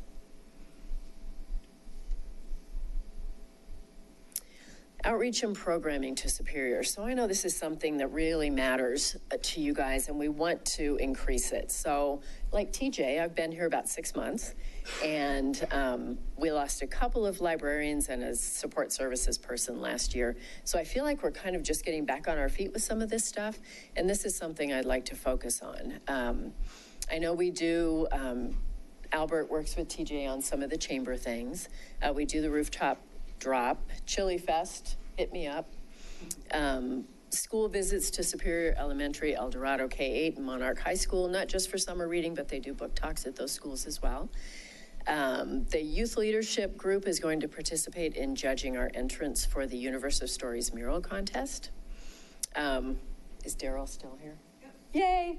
Are we doing cowboy poetry, and is it line dancing or square dancing? Line dancing. Oh, okay. Okay. So we'll get that lined up. And then we have a few programs this summer outside that are a partnership. We've got a Moon Mysteries Night Walk, an iNaturalist for teens, and Harry Potter Star Stories After Dark that will be held here in Superior. But this is something that we're looking at and we'd like to do more of.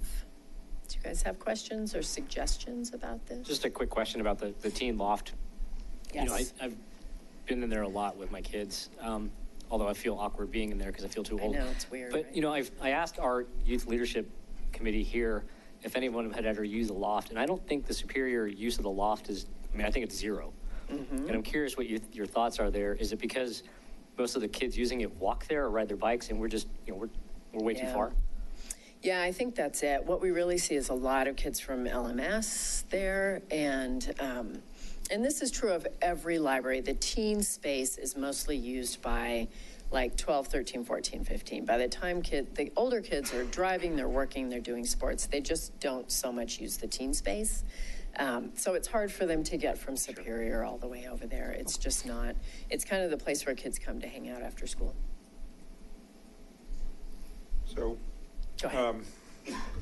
Because we're such a small town, Yes. there are so many things that we have not been able to do on our own. And so I'm going to ask a question. I like this, and I'm not picking on the library because No, we're that's doing okay. this. When you think about the fact that we don't have our own police, we contract through Boulder County Sheriff. We don't have Superior Fire Department, we share through Rocky Mountain Fire. Number of our taxes, due to agreements that were executed a number of years ago, go across the road into Louisville. There are so many places where Superior has been in my view, I don't want to use the word generous, but maybe if I read more books, I'd come up with a better word, but it feels like we are giving a little bit more than we are receiving, right? So this slide, to serve you better, is very important to me. And I will say that we get a lot of pushback around our total taxes. And then if I have the opportunity to sit with somebody and say, let's look at the total mills that you're paying, and let's think about how much of that goes to BVSD, Boulder County, and then you break that down into the town of Superior, it's not very much. And one of the things that surprises people, because we have so many people that are relatively new, is the large amount that's going across the street to Louisville. And so I think it is very important that we work to enhance the library services. And I love the mission. Number one goal, engage the community, champion literacy, spark imaginative learning. I think those are fantastic goals. I don't think we need to do any of those things in the brick and mortar building that is in Louisville. So I think all three of those goals can be met in Superior. And so I know you have a liaison, but it might be worth maybe having a working session with you and maybe a couple of your staff and the trustees to specifically talk about, and certainly members of the community. What I don't like about the working sessions is we suggest to the members of the community that it's not open for public comment. Right. And I don't necessarily like that. I feel like we need to do a better job engaging the community in all of our working sessions, but particularly here, because, and again, I don't mean to pick on the library. I've said the same thing to sheriff and fire and Louisville from a tax perspective. I think we need to get more for what we're giving, and this is an example.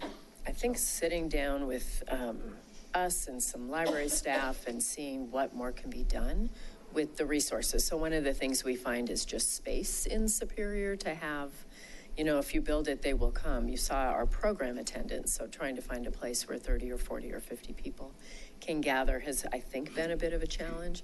But again, I'm still new, and so this is something I'm kind of excited to explore, how we can partner differently. Okay, so one of your key space is something that comes to your mind. Okay, that's something that comes to mind. Yeah, and it's just the one thing I've heard. But yeah, partnership's good.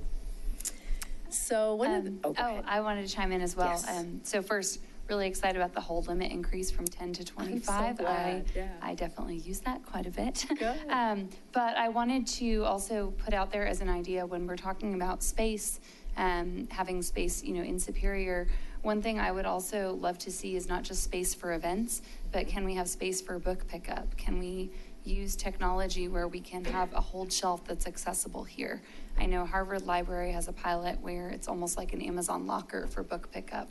Something like that I think would be really appreciated by our residents so that they can easily get books just as easily as they drop them off. And that's not unusual for libraries. I think Broomfield has a pickup at the rec center. Aurora used to do one at the Kmart.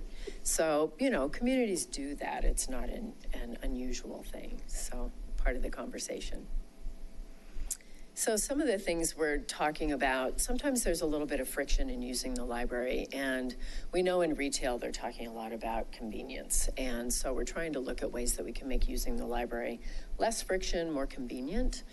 So automatic renewal started March 2019. This is something that I'm hearing from people they absolutely love, and our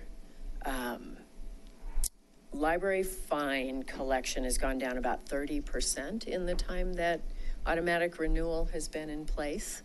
So we're saving people some money. We did increase our holds limit from 10 to 25. I think it might go up to 50. We didn't see much of a difference in the 10 to 25. And we have those super users that we really want to serve better. Where I came from, the limit was 200, and we had people who hit that.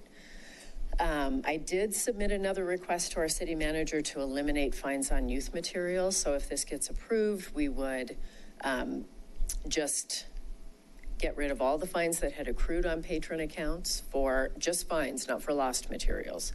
And then we would start this in January 2020. Again, it would be just fines for late materials. If you lose it, you're still responsible for it, and the $5 administrative fee.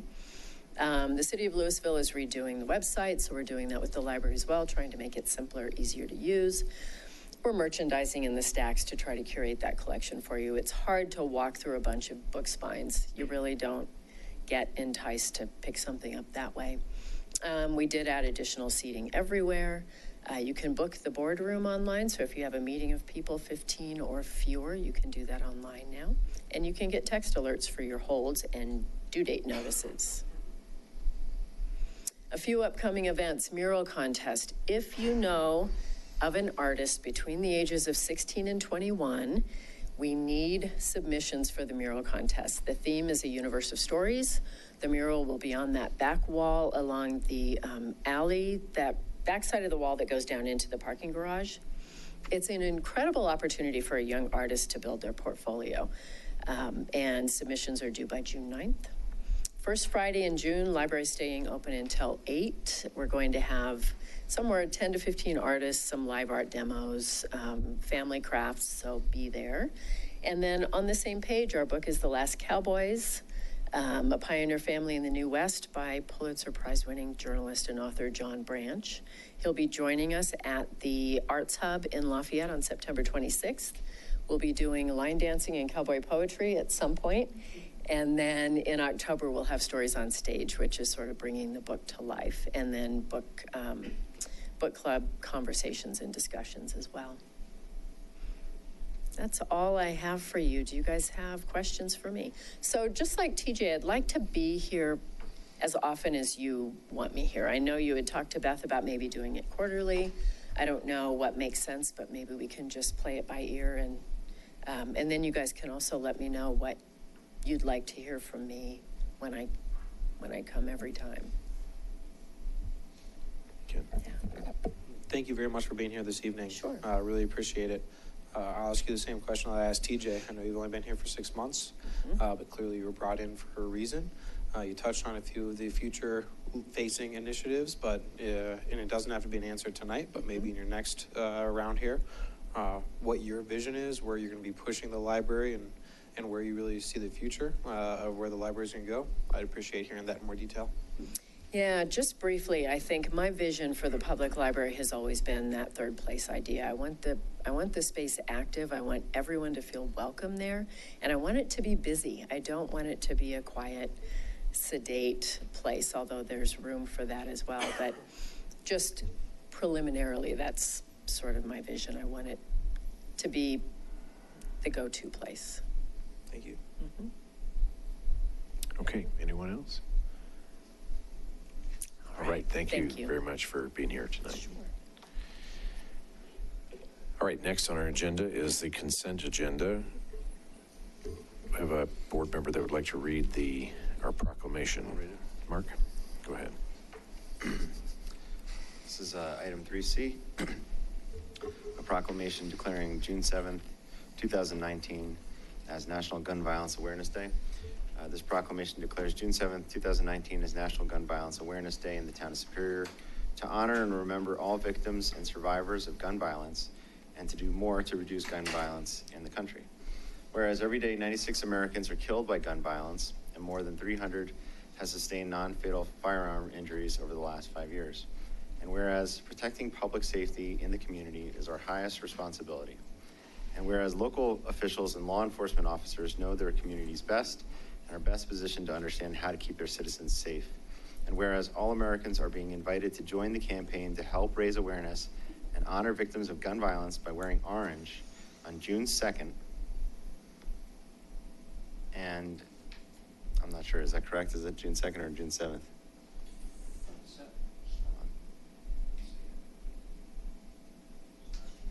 The 7th. 7th. Yep. 7th. Yep.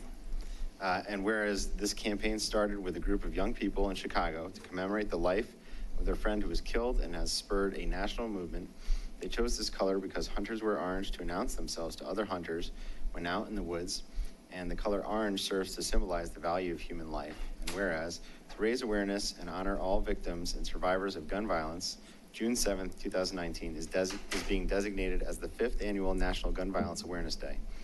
And now, therefore, be it proclaimed that the mayor and the trustees of the town of Superior declare June 7th, 2019 to be recognized as National Gun Violence Awareness Day. We encourage citizens to wear orange, to raise awareness and honor victims and survivors and the lost human potential of American lives stolen by violence, and to support local community efforts to reduce gun violence. All right, thank you, Mark. All right, do we have a motion to approve our consent agenda? Motion by Mayor Pro Tem Lasis and second by Trustee Skrzynski. All those in favor? All right, thanks. Consent agenda passes unanimously. Thank you. All right, we are on to item number 4, approval of the Planning Commission work plan.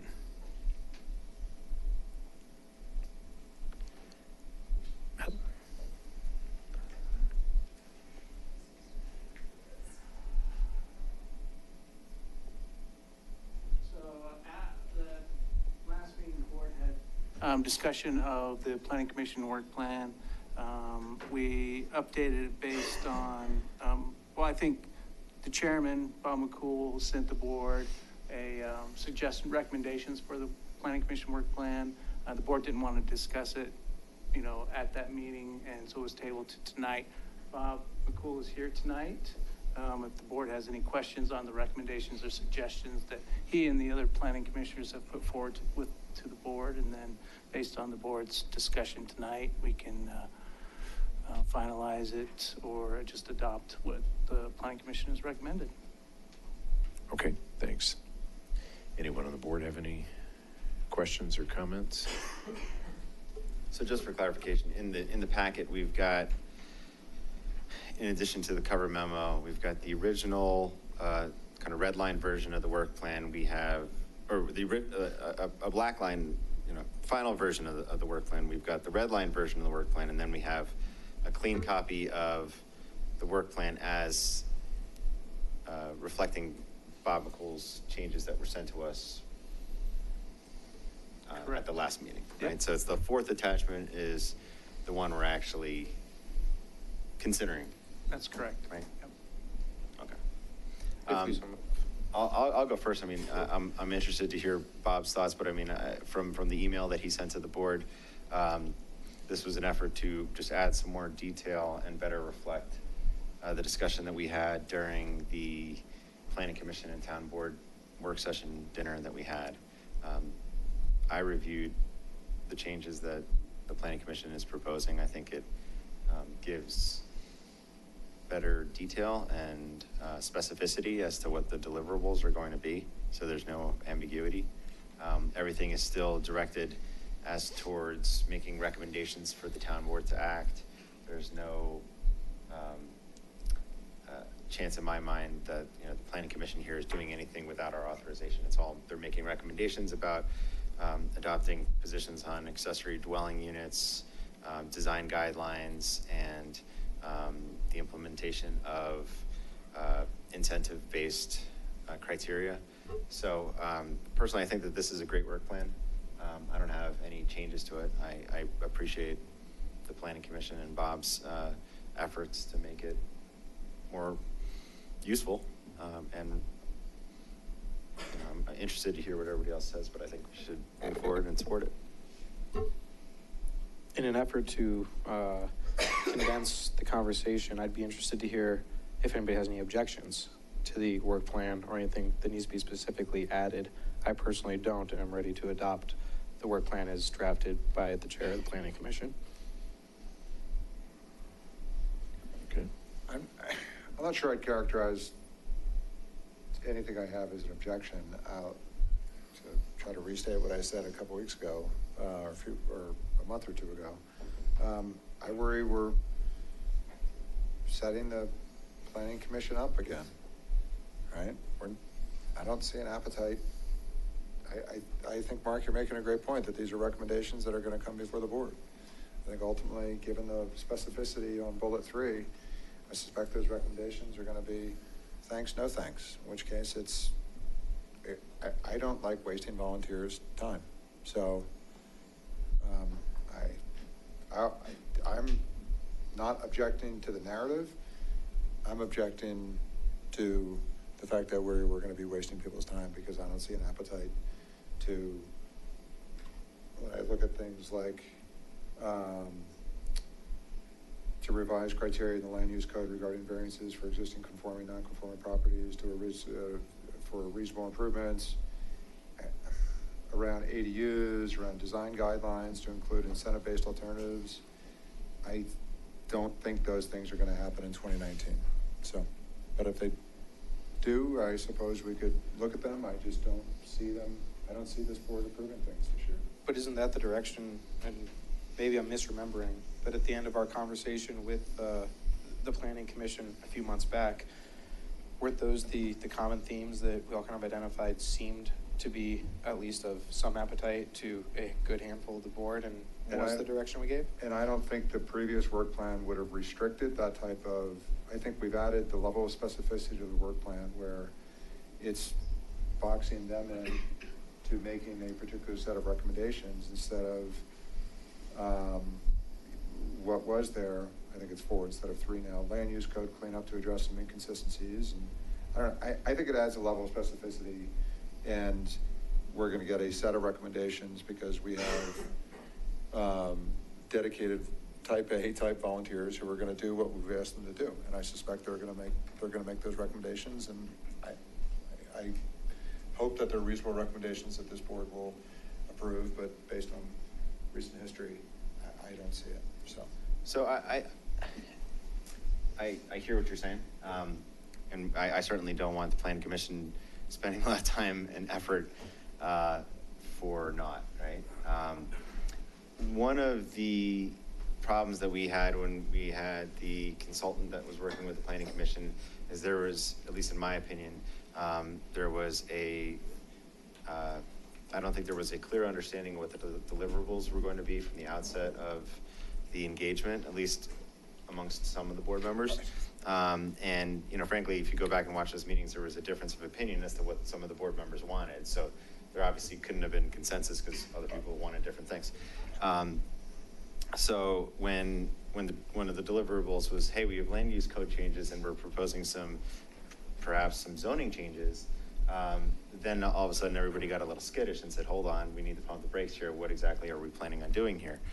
This to me is a very, you know, so then we had the discussion. He said, okay, well, you know, not all land use code changes are created equally, right? It's one thing to rezone the entire town. It's one thing to make land use code changes that are going to negatively affect people's property. And all of a sudden there's something that you want to do with your property that now all of a sudden the town is telling you you can't do with your property. And that was something that I think the entire board thought was objectionable, right? Like, we don't want to tell people what they can and cannot do with their property. But to the planning commission's point, there were things that they were suggesting that would be improvements that people could make to the property that they currently are not allowed to do, right? Put a porch on your house that you would otherwise need a variance on. And the direction that we got from town council was these would be the sorts of things that would probably require code changes to facilitate. So I think what the planning commission here is doing is listening to what we talked about at that meeting, and they're going to be making recommendations. They're only recommendations. We'll have the opportunity to vote on them as to whether or not to adopt them or not, but specifically to address the types of improvements now that property owners don't have the ability to do, right? If you want to build an accessory dwelling unit, you know, on your property that you're currently not allowed to do under the code, this is something that the planning commission thinks is a reasonable improvement on your property you should be able to do. If you want to be able to put on a porch that you can't do under the code, this is something we should modify our code to allow.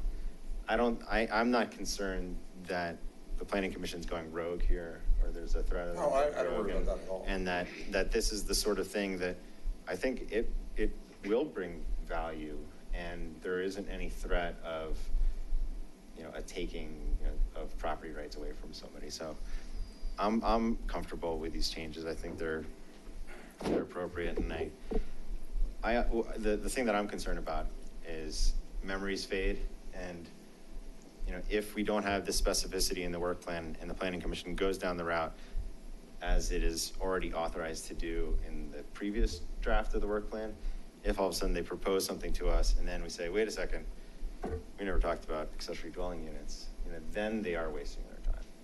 So I think that we need to have some specificity in the work plan so it's clear that what we're going to be getting from them is exactly what we're telling them we want them to be working on. So that's why I think it's a good improvement, and I think we should support it. Okay. Others? Yeah, I would just like to add that I support the changes. I think reiterating what Mark said, one of the questions we had was related to the Northwest Superior work. And these, from my recollection of what happened in the meeting, these were the things that we had indicated to the Planning Commission that we were supportive of them working on. And I think we should leave these things in there. Doesn't mean that what they bring to us might not be completely off base, or it might be completely on base. But these are the things we agreed for them to work on. And I would like to see them focus on those things and bring them in so we can make some progress on the Northwest Superior Planning Project. Yeah, thanks. I would agree with that as well. I think it's important to have these bullet points outlined, and appreciate your edits on doing that. So. Laura? And I would just call out, I mean, I do like these bullet points. I think when we say develop recommendations for the town board to act, I think this is echoing what Sandy said. I just want to make sure it's clear that the recommendation could be, don't do this. And I'm certainly open to hearing that from the Planning Commission. Okay. Any further discussion, or I'll entertain a motion to approve the work plan? I'll make a motion to approve the Planning Commission's work plan as revised by the Planning Commission following the April 18th, 19 joint Planning Commission Town Board work session. Second. Okay, motion by Mayor Pro Tem Lasis, second by Trustee Hammerly. All those in favor? Okay, passes unanimous. Thank you very much. All right, next is adoption of a resolution approving an agreement with Happy City Lab for the Creative Placemaking Master Plan. Thanks, Mayor. The Cultural Arts and Public Spaces Advisory Committee has been working hard to bring forward for the board's consideration a master planning service for the town that will help guide them this year and in future years for their committee and establishing principles and vision for the community and events to come forward. Dina, are you going to, do you have Dina Miller, who's our staff liaison for the committee, will have a presentation, and then Daryl McCool is here as well, who's the chair of the committee. Thanks, Dina. Thank you. Good evening. Dina Miller. I'm with the Parks, Recreation, and Open Space Department. And as you know, the PROS committee, excuse me, let me put this in view. There we go. Full screen. That'll be good. As you know, the CAPS committee had requested to begin a master planning process last year. And upon the board's approval to move forward, CAPS decided to focus the master planning effort on creative placemaking. And in a moment, I'd like to talk a little bit in more detail about creative placemaking. But first, I'd like to tell you in more detail about the selection process.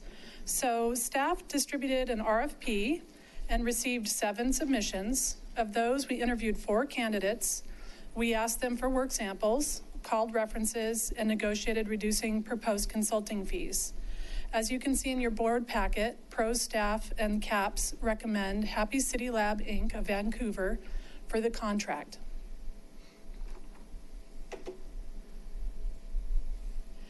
I'd like to take a minute to explain what creative placemaking is to make sure that we're all on the same page. It's somewhat abstract, so I wanted to give you some more detail.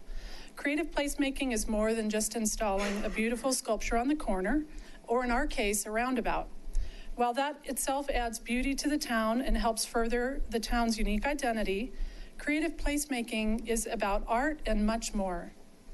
This community planning method leverages the creative potential already present in a place, such as artists and other creative businesses, public art, art-centric events, literary arts, performing arts, dance arts, and you name it.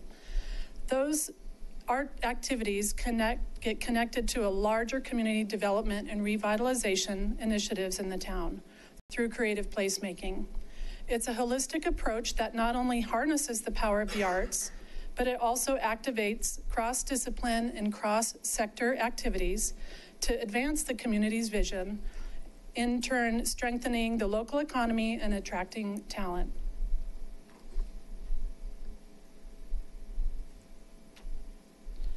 Happy City's master planning approach is based on research that shows a powerful intersection of art, community design, and well-being. Their practical placemaking experience is informed by insights from psychology, neuroscience, public health, and behavioral economics. Their expertise leverages their extensive background in community design, public engagement, and policy development. They're on a mission to make cities happier, healthier, and more inclusive through an artistic, creative approach. I'd like to share with you a few examples of Happy City projects and how they might relate to our project here in Superior. For Idaho Springs, Happy City conducted a mapping audit and created a toolkit. The mapping exercise assessed a series of factors that influence community well-being related to a potential development of a school district site. Some of the factors they analyzed were comfortable distances to walk, access to core needs and amenities, mobility options, parking, and road speed. This project really illustrates how Happy City can work with Superior to analyze our conditions and identify potential locations for art interventions. For the Denver Theater District, Happy Cities project was titled Art for the People. And it's a great example how their team used art installations to gather public feedback and opinions, which is key to our planning process. Through this social experiment, people were asked to drop their emotional baggage with strangers at an art installation. The team found evidence that the art installation could play a role in combating social isolation. And then lastly, I'd like to go over the timeline with you. You can see in the top left corner, we'll be spending, if approved, July through August with Happy City doing community outreach. And this is really the key and core part of the project. We want to include art activities at the main event in July 20th, the activity that Daryl shared with you earlier. In this phase, they're going to conduct a variety of input methods. Simultaneously, they will begin primary and secondary research, such as comparative city research and interviewing stakeholders. And then next, in about the fall, they will start to analyze and synthesize the data collected and develop preliminary recommendations.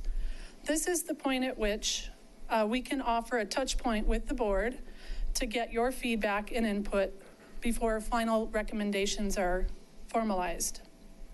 In November, so here in this square here, Happy City will meet with the CAPS committee and the public again to go over the preliminary options. All along, the Happy City team will be meeting with CAPS every month at their monthly meeting. In December, so up here in the top middle, CAPS will receive a draft plan for review and comment. And then the last step is to have the consultants present the plan in person to you in January 2020, if you can believe it. Then you'll see this last rectangle here really just indicates what happens after that.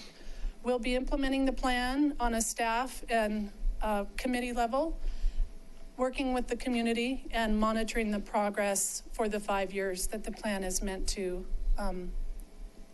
live. And with that, I'm happy to answer any questions.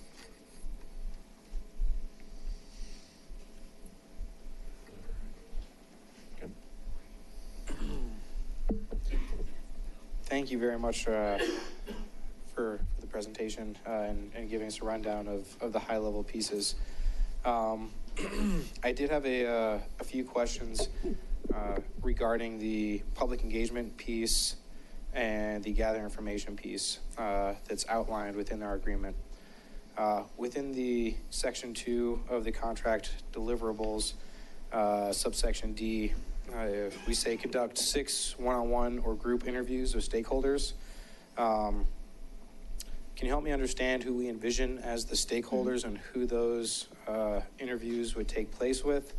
And then if it doesn't include this group, I would like to see if we can broaden that to also include our Chamber of Commerce, as well as Adam, our economic development consultant, to see how this master plan can help us develop our economic base as well and encourage more business community come to Superior and help in that respect. Great. Well, you just identified 2 of the main representatives that make up the 6. In the first phase, number 1, develop project framework. Happy City will present a draft work plan to CAPS with outlining all the stakeholders that we will engage. That 6-person interview process will be identified as the type of representative that we need to touch base with, economic development, certainly the Chamber of Commerce in that regard. And then it may be, for example, a historian. It may be somebody related to neighborhoods and the development of HOA participation, those sorts of representatives. So again, CAPS will be reviewing a draft in their June meeting so that they can help identify who those people are based on the representation that Happy City recommends. Great, thank you. I do have one additional question, and it relates to the timeline that's been presented. Was this a staff-driven timeline, or was this a timeline proposed by Happy City? It's staff-driven. Okay. Can we speak to the end goal of submitting the final master plan by February 28th of 2020? And for additional context, my concern is that's after our budgeting period for 2020, and that if our master plan does have actionable steps that we could take for that year, we've missed an opportunity to be able to budget for that by not having the master plan developed 3 or so months earlier. So if we could speak to that, it'd be appreciated. Sure. One of the things that I was made aware of with the start of my job early this year was that the town board approved a 5-year budget for the CAPS committee's work. Knowing that that has to be appropriated every year is understandable. So in the budget year for 2020, we will still include the $100,000 for 2020, and then we will ask Happy City to outline how that funding should be spent. Okay, appreciate that. Sure. And then just one other more broader comment, and Matt, this is probably more towards you. Just in the contracts that I've seen since I've been on the board, they generally seem to come in the form of a not to exceed contract.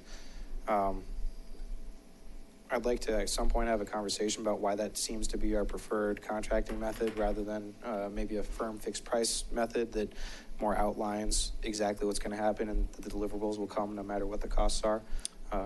These are the standard agreement we get from the attorney's office, so that would be something that either Dan or Kent can address. Yeah, I mean, typically this is the template form that we would use. The not to exceed is likely because of, if there's any kind of, fluctuation or anything along those lines in the contract itself, it would at least provide a cap. True. My biggest concern is that we end up with a scope of service that doesn't get completed. A firm fixed price contract guarantees that we get a final deliverable that we're expecting and does provide that cap as well. So I'd be interested in having a discussion about moving towards those contract methods rather than the ones we typically have, but that's off base for this evening. I just wanted to point it out again. Sure, and I can certainly discuss with Kendra, and we can give you, some direction in terms of that. Thank you. And great job, by the way. This looks great, and great job to CAPS. I really appreciate the hard work on this and getting us down this path. Thank you so much, Dina, for coming today. I think you've really done a great job walking through this. I also just want to say I'm so excited that Happy City Labs is the firm that we're looking at. I read that book several years ago and think it's brilliant. For anyone listening, you should go read it. It is an amazing book, and I think it's quite a coup that we may be able to get the author's firm for Superior. Sure, we're thinking of doing perhaps a Superior book reading club where we all read that book. I would be a proud member of that club. It is such a wonderful book. So my only question is, I had seen that travel is budgeted in there, but I know that you're presenting tonight. Will we be hearing from Happy City Labs directly as a board, or would they be calling in for things? How will that engagement work? Yes, well, we do hope that the board will participate in any and all of the public activities that will be happening. We can offer as well any video conferencing at any of your board meetings for updates from the team. And then the one touch point in person that we have scheduled for them is to present the final plan in January of 2020. But I think there is some flexibility when they are scheduled to be here that we could coordinate some meetings with them. And I mean, I think video conferencing, phone calls, those are just fine as well. I just want to make sure there's some sort of interaction like that. Absolutely. Great, thank you. Okay, others? This is all really good, and I just put the book on hold, so, I got 24 more holds to go. Just a question for you more about the timeline and the achievability. I'd love to get your perspective. It sounds aggressive to me in terms of trying to get a lot of stuff done. a lot of one-on-one sessions through the summer where we know people just vanish. I'm curious what your thoughts are, and if this slips, you know, what are the thoughts about trying to pull it back together? Sure. We originally in the RFP, you may have seen that the deadline for submitting the final documents was the end of February, and presenting to you would have been February as well. But through our negotiations with Happy City and really reining in the scope, because the scope was much larger, we determined that we could cut the timeline back a month so that you could view the plan in January. They felt this was an extremely realistic timeline for the kind of work that they would be doing and for the travel. I think flights between Denver and Vancouver are very accessible. So that's why also their travel budget was smaller than you would expect from out-of-country consultant. That sounds great. Thank you. Okay. So much of what we do in the town, we wish we had a plan. That was updated recently. This is a tremendous opportunity to really get ahead of this, and I think CAPS really is, and Dina, you should be commended for executing on the work plan, on identifying this need to have the plan, really selling it to this board last year during the budget process. The meetings as the liaison have just been phenomenal, so the fact that we have the opportunity to get ahead of this. Staff, obviously, the fact that there's 7 entities that responded to our little town's RFP to do a master plan is amazing. Staff obviously was responsible for the evaluation, but every member of CAPS also went through the evaluation as well. Went through each proposal. Their selection is also Happy City, which is great, because I think if the CAPS had a selection that was different than town staff recommendation, there may be some friction, so this just really speaks to that.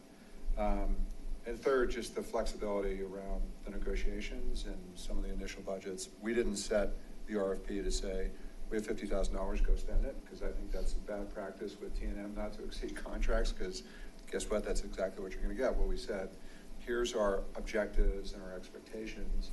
They came back with an SOW. We refined that SOW through negotiations. Frankly, Dina and staff are gonna do a lot of that work and live within that $50,000 budget. So there's a lot of proud things that we get to do up here, and we're pretty lucky, and I'm really proud of the committee, and I think you guys have done a remarkable job. And I can't wait to see the deliverable, so thank you. Great. So, thank you, Dina. CAPS, thank you. This is so important. Like, we have so many opportunities, so few opportunities really, to make kind of definitional impact, you know, things that are going to kind of define the town and the direction that the town is going. You know, very often, you know, the town is already here, or we're at the mercy of what a developer wants to do with a particular area of town. And here we have the opportunity to really take a step back and think holistically about like a vision for, you know, who do we want to grow up to become. And I think that CAPS is performing such a needed service in that regard.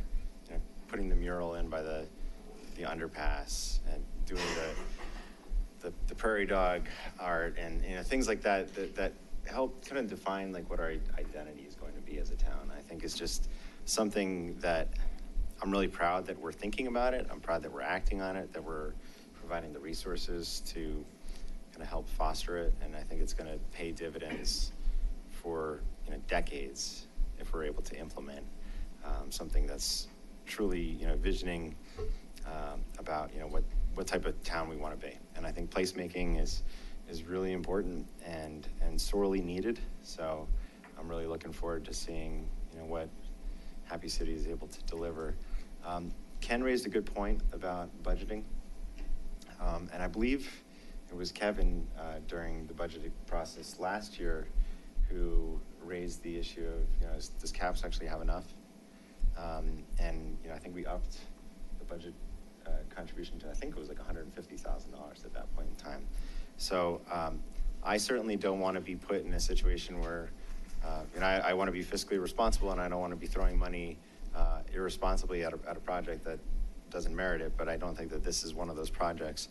I think if we're going through the budgeting process in August, September, October of this year, and we have something that we're going to be seeing in January, February, is $100,000, is $150,000 enough to get the town, get CAPS, get Happy City moving down the path towards success, or will we be needing to kind of amend the budget and try to appropriate additional monies?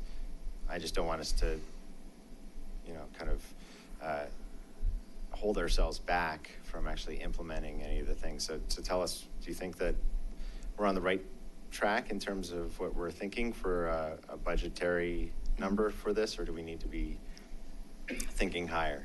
Well, I'd like to say higher is better. But I do have to admit, it's a small town, 4 square miles. The population is just 15,000 or 16,000. When I've been talking to colleagues around the state, telling them I've started working here, they're in complete shock that you guys are so committed and providing the amount that you have for this town. So I think, while we would probably love to have more than 100 if we were not allowed to do that, we would certainly make a big impact and a bang with that money. Okay. Well, Dina and Patrick and CAPS, we'll be working closely when it comes to budget development. We get recommendations from all the committees, and we'll make sure that if there's a project out there in 2020 that needs to be budgeted, that we'll present that to the board to consider. Yeah, let's just make sure that this whole concept is front and center in terms of what we're prioritizing. So, all right, thank you. All right. Thank you for all your work on this. It's exciting to see where CAPS has come in such a short amount of time, and that the community really values all of these things for our communities. It's an exciting time. So looking forward to seeing the results for sure. So. Thank you. Yeah. And I would be remiss if I didn't introduce Daryl and Debbie, but I'm sure you all know them well, but they are here. Oh, she's not there anymore. Oh, I thought she moved forward with us. If you'd like to talk with them, they're here. Thank you. Yeah.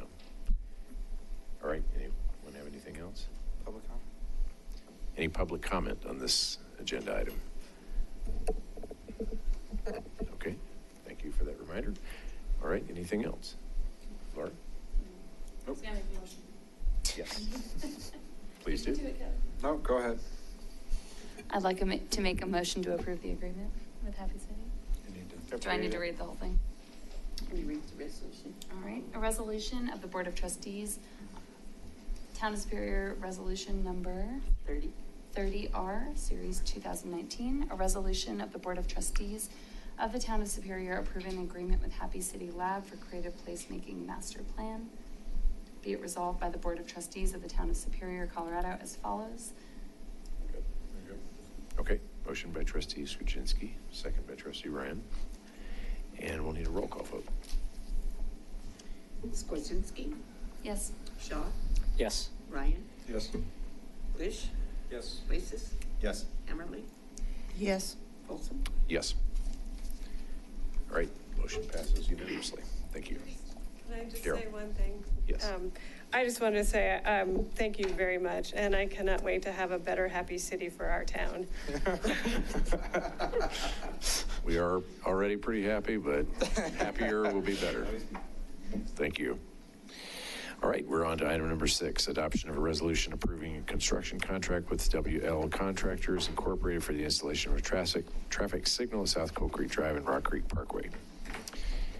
And as we discussed during our opening of a meeting, we're probably not going to adopt a resolution on this tonight, but rather just have a discussion about ways forward on this.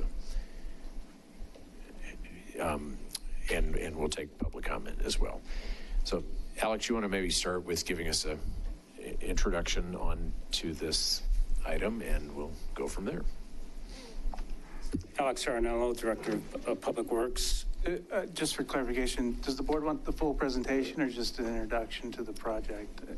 My understanding, we weren't going to do a full presentation tonight. Yeah, I think maybe just a summary. Yeah. The board had included in the 2019 budget $400,000 for installation of a traffic signal at Rock Creek Park and Cold Creek Drive. So at your direction, we went out and developed the design plans for that traffic signal and solicited bids. We did have 4 bids, which with a low bid being WL Contractors at about $452,000. We have design costs and construction management costs, and the total project cost will be about $500,000. We did put together some projections of traffic at this intersection, assuming that Cold Creek Drive would be connected to downtown Superior. Trustee Shaw asked, well, what happens if we don't connect it? And so we did develop projections, which we sent to the board last week for a scenario where probably have Promenade connected instead of Cold Creek Drive. So we developed those traffic projections. In terms of criteria for installation of traffic signals, the manual and uniform traffic control devices is national standards. Colorado has adopted that standard. We refer to that all the time. And it has 9 warrants for installation of traffic signals, one of which should be met for the installation of a traffic signal.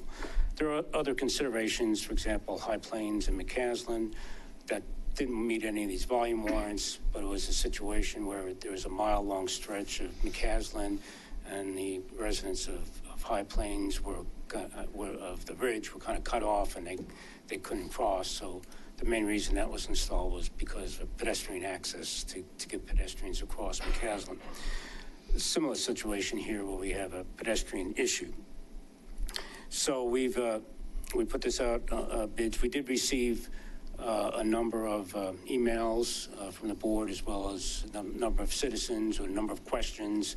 We do have responses to those questions, but I don't think I'll go into those, since you may not want to hear those, because I think you're looking at maybe tabling this. So anyway, the traffic signal, if Cold Creek's connected, it would probably meet the 4-hour warrant at full build out of downtown Superior, and as well as the pedestrian warrant if you look at induced demand for a better crossing of Rock Creek Parkway. If you didn't have the Cold Creek connection, it's doubtful that the traffic volume warrants would be met. So then, in summary, that's pretty much where we stand. I can go into detailed warrants, but I probably don't want to hear that tonight. Okay, thanks, Alex. Discussion, questions? I'll kick it off. Okay. I appreciate Trustee Ryan bringing it up tonight to table. I wasn't going to be as aggressive to try to remove it from the agenda, but I came here tonight.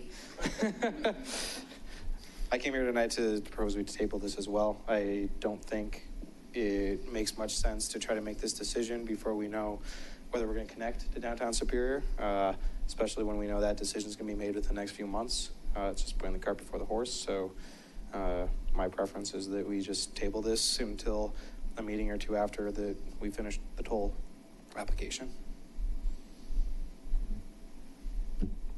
Okay. The only comment I would make is whether there is, I keep hearkening back to Kevin's suggestion of 20 is plenty in town. And on my way over here tonight, from my little abode over at the summit at Rock Creek, I was coming up Rock Creek Parkway at 39 miles per hour, and I had some guy behind me riding my tail, and he flipped me off, and he drove around me on the wrong side of the road. This really concerns me that we continue not to be able to control the speed of traffic on Rock Creek Circle. It's impossible for the folks on Cold Creek. It's also a problem at Pitkin. I went out and drove it this weekend just to see, was the issue any worse at Pitkin than it was at Cold Creek? And it isn't, or at least it wasn't from my perspective. And so even though I know we can't make a decision tonight, and I would I absolutely would not be making a decision tonight. And if we did, I'd vote no, because I don't think we're ready to do it. But I really believe we have got to do something about the speed on Rock Creek Parkway. People are driving too fast. It makes it incredibly difficult for people to walk. You know, we're looking at the issue of a park on the other side of, you know, in the area C, because it's too fast for people with small children to cross to the other side to get to parks. You know, I really want us to pay attention to the problem of speed on Rock Creek Parkway. Maybe we need to neck it down at the stoplights. Maybe we need to put some carve-outs. You know, it is a problem. The problem is not Coal Creek. The problem is Rock Creek Parkway, and I want to see us address it. So I agree, Sandy, and I think unfortunately, you know, what Alex has taught me at least, because I didn't know anything about traffic safety when I used to be on the other side and I'd come and argue about how fast cars are going on my street. There's the 85th percentile rule, right? Which is if you do a traffic study and you see where where is that 85th percentile, and as a rule, and this is really a national standard, and Alex, keep me honest, but this is the speed at which cars are comfortable driving. And it really doesn't matter what your speed limit is. So if we reduce the speed limit to 20 or 25 on Rock Creek Parkway, people are still gonna, you're still gonna get the idiot passing you on the right, and there's not much you're gonna be able to do about it unless we redesign the roads. And that's what I'm thinking. You know, 20 is plenty isn't gonna work on Rock Creek Parkway. You know. It might work on our residential streets, but it won't work. It might work on Rock Creek Circle, but it's not, and it hasn't worked on Rock Creek Circle. That road is too fast. It is simply too fast for the number of streets that come out of there and the number of houses that come out. And so to continue to put, you know, we need a stoplight here, we need a stoplight at Pitkin just as much as we need it at Coal Creek.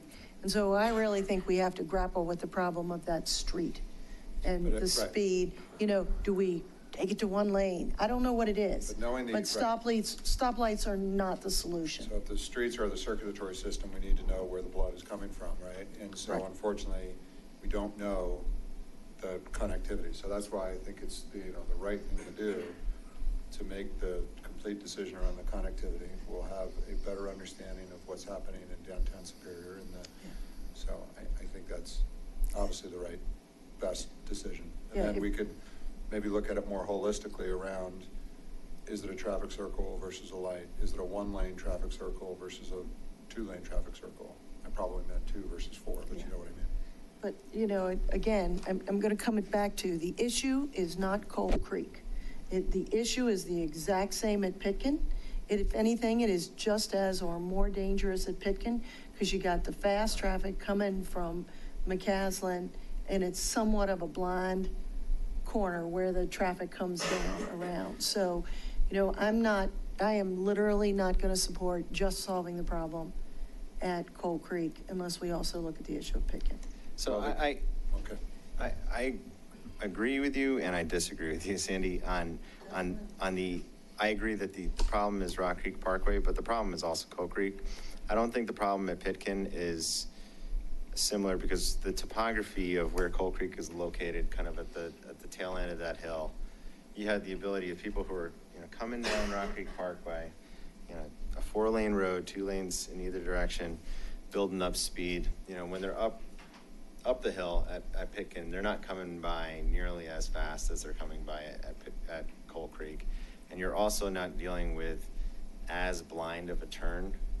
If you're turning left from Coal Creek, going south, and then making a left, heading down the hill, that's a really dangerous, it's a really wide and it's a really dangerous turn. It's not as, I think, precarious as when you're turning on Pitkin, but I agree, and I mean, I've been talking about this since I first got on the board, that, you know, if I had unlimited resources and I had the ability to do, if I were king, you know, I would turn Rock Creek Parkway into a 2-lane street with a nice bike path and on either side, and it would not be a 4-lane road, it would be a 2-lane road. You know, maybe we widen the median, maybe we widen the edge, but we make it a more narrow street because the width of that street, coupled with, it's 35 miles an hour, coupled with the slope, means that people are going to be barreling down at 45, 50, 55 miles an hour without even feeling it. They don't even notice that they're going that fast. And I'm with you. I mean, I'm always getting tailed on that. And I don't appreciate it. No, I don't appreciate it either. I really don't Yeah. appreciate it. And it really is, incredibly frustrating as a law-abiding citizen in town to be treated the way I was tonight. Yeah. I was going 39.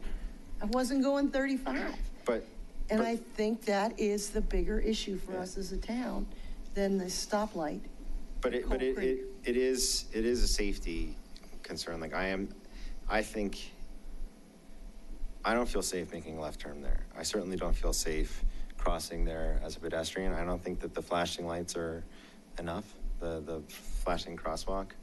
And when we were originally talking about, maybe we could advance this sooner rather than later.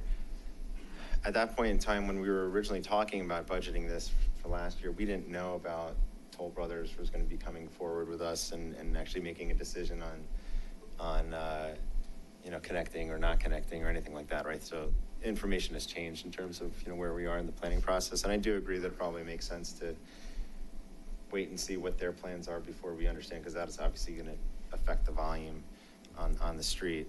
But, it's one of those things that it's still a safety hazard. And, we looked at the idea of like, oh, maybe we put a roundabout there, but the roundabout was going to be like $800,000 versus a traffic light for $400,000. So, right. So, well, there you go. But then we also didn't like the idea of having two roundabouts so close to each other. We thought that was a little strange because there's a roundabout right at 88th. So, I agree that the decision probably should be made hand in hand with the Toll Brothers application, because at least the data right now is showing that if we don't make the connection, then probably a traffic signal isn't necessarily warranted. But even if that's the case, I still think we need to do things to make pedestrian crossings safer. And frankly, maybe this would be really unpopular with our residents, but it would be certainly cheaper than making changes to Rock Creek Parkway, the actual construction of it. But I'd be in favor of restriping it as to a single lane road in either direction. So it's a 2-lane road instead of a 4-lane road. And then stripe some nice wide bike paths and change it down to 25 miles an hour. I think Mark's been reading my notes. And start put up with those that. collapsible bollard things. Yeah. They've got them all over Boulder right now. That where they neck the traffic down like that to one lane with a bike lane on the other side. I'd really like to. I like that idea, And Mark, maybe do something with like a raised pedestrian crosswalk there, something to slow people down and make it safer for people to cross, because it's just, right now, I'm not comfortable, and I don't like the idea of just, kicking the can down the road and not dealing with it, because I think it is just a matter of time before somebody gets hurt. So I think we need to address it. If it's later this summer, once we're dealing with Toll Brothers, that's fine, but I do think that we need to think about the bigger problem. Why don't we kick it to TSC on Monday? It's twice. Monday. TSC on Monday to make, maybe, is it too late to put this on the agenda for Monday? Do we? No. All right, so we put this on the agenda for Monday. Clarify what this is. Are you talking about safety? I'm talking about traffic calming initiatives on, temporary traffic calming initiatives on Coal Creek. Coal Creek or Rock Creek? I'm sorry, Rock Creek. And then, I like the idea of, spoiler, I like the idea of doing let's throw out some bollards out there at some point this summer, put down some tubes and figure out if one lane decreases the 85th percentile speed. Our instincts say that it will. One lane, it'd be terrible to spend $300,000 making it a 2-lane road instead of a 4-lane road, and we don't change the 85th percentile speed, right? So can we temporarily make a 400-meter stretch, 2 lanes, throw out some striping, and figure out if we change the 85th percentile speed? If we go with that approach, I know school just got out this last week. Can we test once now that school is out before we put the bollards and then once after we put the bollards? Yeah, this would need to, I mean, it's good to have the TSC discuss it, but this would need to come back to the entire board. Yeah. TSC will talk. Yeah. I just want to make sure that we do an apples to apples comparison if we're going to put the bollards out versus comparing to data from during the school year. Yeah, so we've kind of pivoted from a traffic light I was gonna say this to completely changing Rock Creek Parkway. So let's kind of reel it back in just a little bit here, because we didn't notice said topic to anyone other than us. So I think the decision to table the traffic light decision tonight was correct. I was not prepared to vote in favor of that, because from the beginning I've said that I favor a roundabout at that location. Alex convinced me a long time ago that roundabouts were safer and just a better design. I'm not concerned about them being too close. I've been in other municipalities where they're very close and even closer than this one would be, and they work. They work to slow down traffic. So I think that this intersection will definitely need some safety. I mean, it really needs some safety improvements now, but it will, when Lanterns comes online, we're going to have more traffic there. And to me, I think the solution is a roundabout there. As for these other Rock Creek Parkway potential changes, yeah, let's take this to TSC. Let's take this through the normal channels. Let's not go out and buy bollards and paint just yet. Let's kind of work. Let's take that slowly. It's been, the street was designed for a whole lot more traffic, and it's not needed. It's clearly designed for, the design speed is higher, and that's why people drive faster. And I think we've all experienced those instances where people want to drive fast through there, and maybe some changes are in line, but let's take that slowly. It's been, I don't think we need another fire to put out just yet. So let's take that slowly. So Clint, I think you raised a good point. I said earlier that I'd like to table this and revisit the stoplight after toll. I'd like to amend that statement to let's revisit the intersection itself after that. I'd like to actually have the conversation as this new board about whether a traffic circle versus a traffic light versus anything is appropriate. So rather than wasting staff time and resources to redevelop a contract, I'd like us to have that holistic discussion rather than go straight to the traffic light. Agreed. Okay. That's fine with me. I mean, I do want to hear what TSC comes up with in terms of thinking of ways of solving the problem with Rock Creek Parkway, because I think that is, I mean, to Sandy's point, that's the problem, right? I mean, that's what causes the safety concern, right? We don't, if it weren't for Rock Creek Parkway, people would be able to cross Coal Creek without any problem, right? It's the fact that it's this really wide street with blind spots and people traveling really fast. It's 106 feet wide. There are 6 lanes going across it at Coal Creek, same at Pitkin, and then down, to get to the skate park. So we've got 3 pedestrian crossings, in my mind, that all need work. Either we work it on Rock Creek as an aggregate, or we solve the problem with Coal Creek in conjunction with Toll Brothers, because then we still have 2 other problems. As the skate park grows in popularity, that intersection is going to get a little bit more dicey for it. So think about 100 feet, 25 feet per second, 4 feet per second. It's 25 seconds for an adult to cross. I'll make you wait for 25 seconds, but that would be awkward. That's a long time for cars to sit and wait, and it's not happening. I've seen it repeatedly. Alex, one of the things that I'd like us to think about, at least now, between now and when we visit Toll Brothers, on Via Appia in Louisville, they have put down stop lines for the cars prior to the pedestrian crosswalk. So the cars are at least stopping 20 feet before the pedestrian crossing, so they're not up bumping against the knees of the kids walking across. Can we at least look at something like that? Just another visual deterrent for cars to, at least give the pedestrian a buffer? Yes, we can look at that, and I think there's also triangles that are supposed to be put in where your yield line is. I don't know if it's a stop by, I think it's more of a yield line. Yeah, I mean, with the new rec center, they're getting lots more people walking across via Appia. They got the fire station, the police station over there, and they're still worried about people crossing the street in the conjunction of the traffic. I mean, there's a lot of low-hanging fruit, irrespective of what we might be able to do on Rock Creek in the aggregate. I'd love us to look at some small, paint.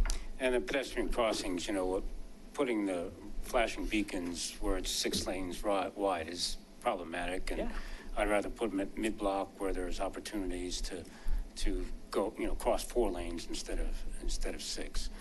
And also, we have Rock Creek Parkway is falling apart, so at some point it has to be rebuilt. So if we can solve this, come up with a plan before it's rebuilt, we have an opportunity there to build it the way you guys want it designed. Yeah, that's great.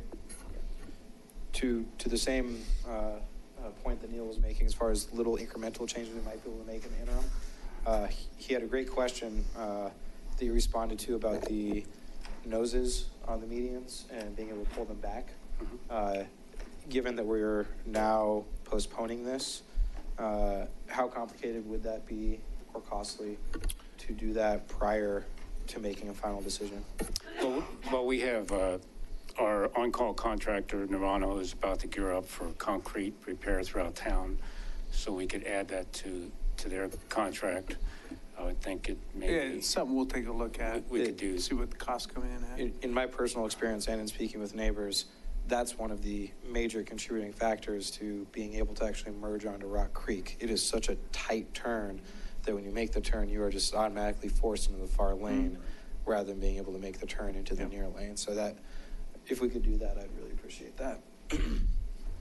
And the other budget considerations, well, we were going to take the flashing beacon from here and put it up to Cold Creek and Akron. So we'll have to spend. Well, I think, one of the things we're hopefully going to talk about at the TSC soon is the speed reduction on Cold Creek from the posted 35 miles per hour to something more akin to a neighborhood street.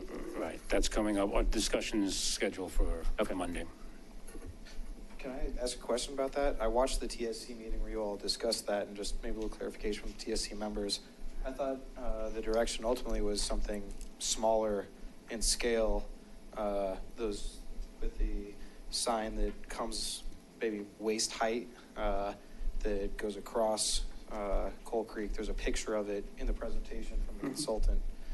There's a concrete refuge which would go at Akron, but then where there's the pedestrian crossing, kind of the Riverbend drainage walkway, there's a pedestrian crossing there. The thought was to take the pedestrian flashers from Rock Creek and move it to the Coal Creek River Bend. I don't know. Okay. I missed that piece. I appreciate that.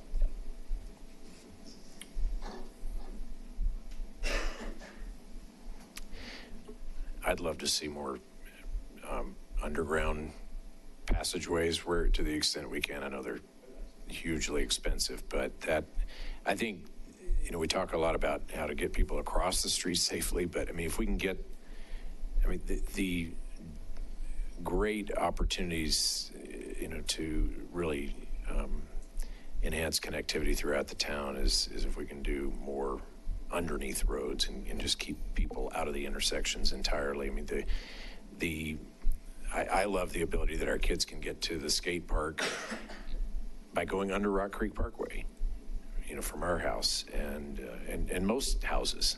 And that's a great, it's a great thing for the community. So if we can, you would not do this unless you were rebuilding the road or something like that. And I know the grade issues play heavily into this. You don't want to create tunnels that collect water and things like that, but I'd love to see that. Just ask that question every time we're doing major improvements to intersections.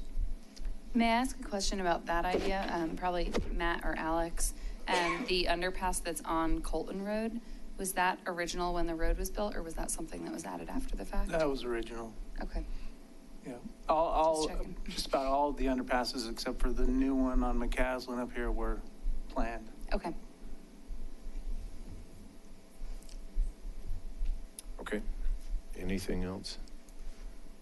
Okay, good discussion. Do we feel like we got good direction? Okay.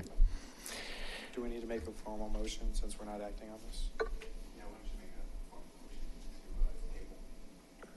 I'll make a motion to table this subject until after we make a decision on connecting Coal Creek to downtown Superior.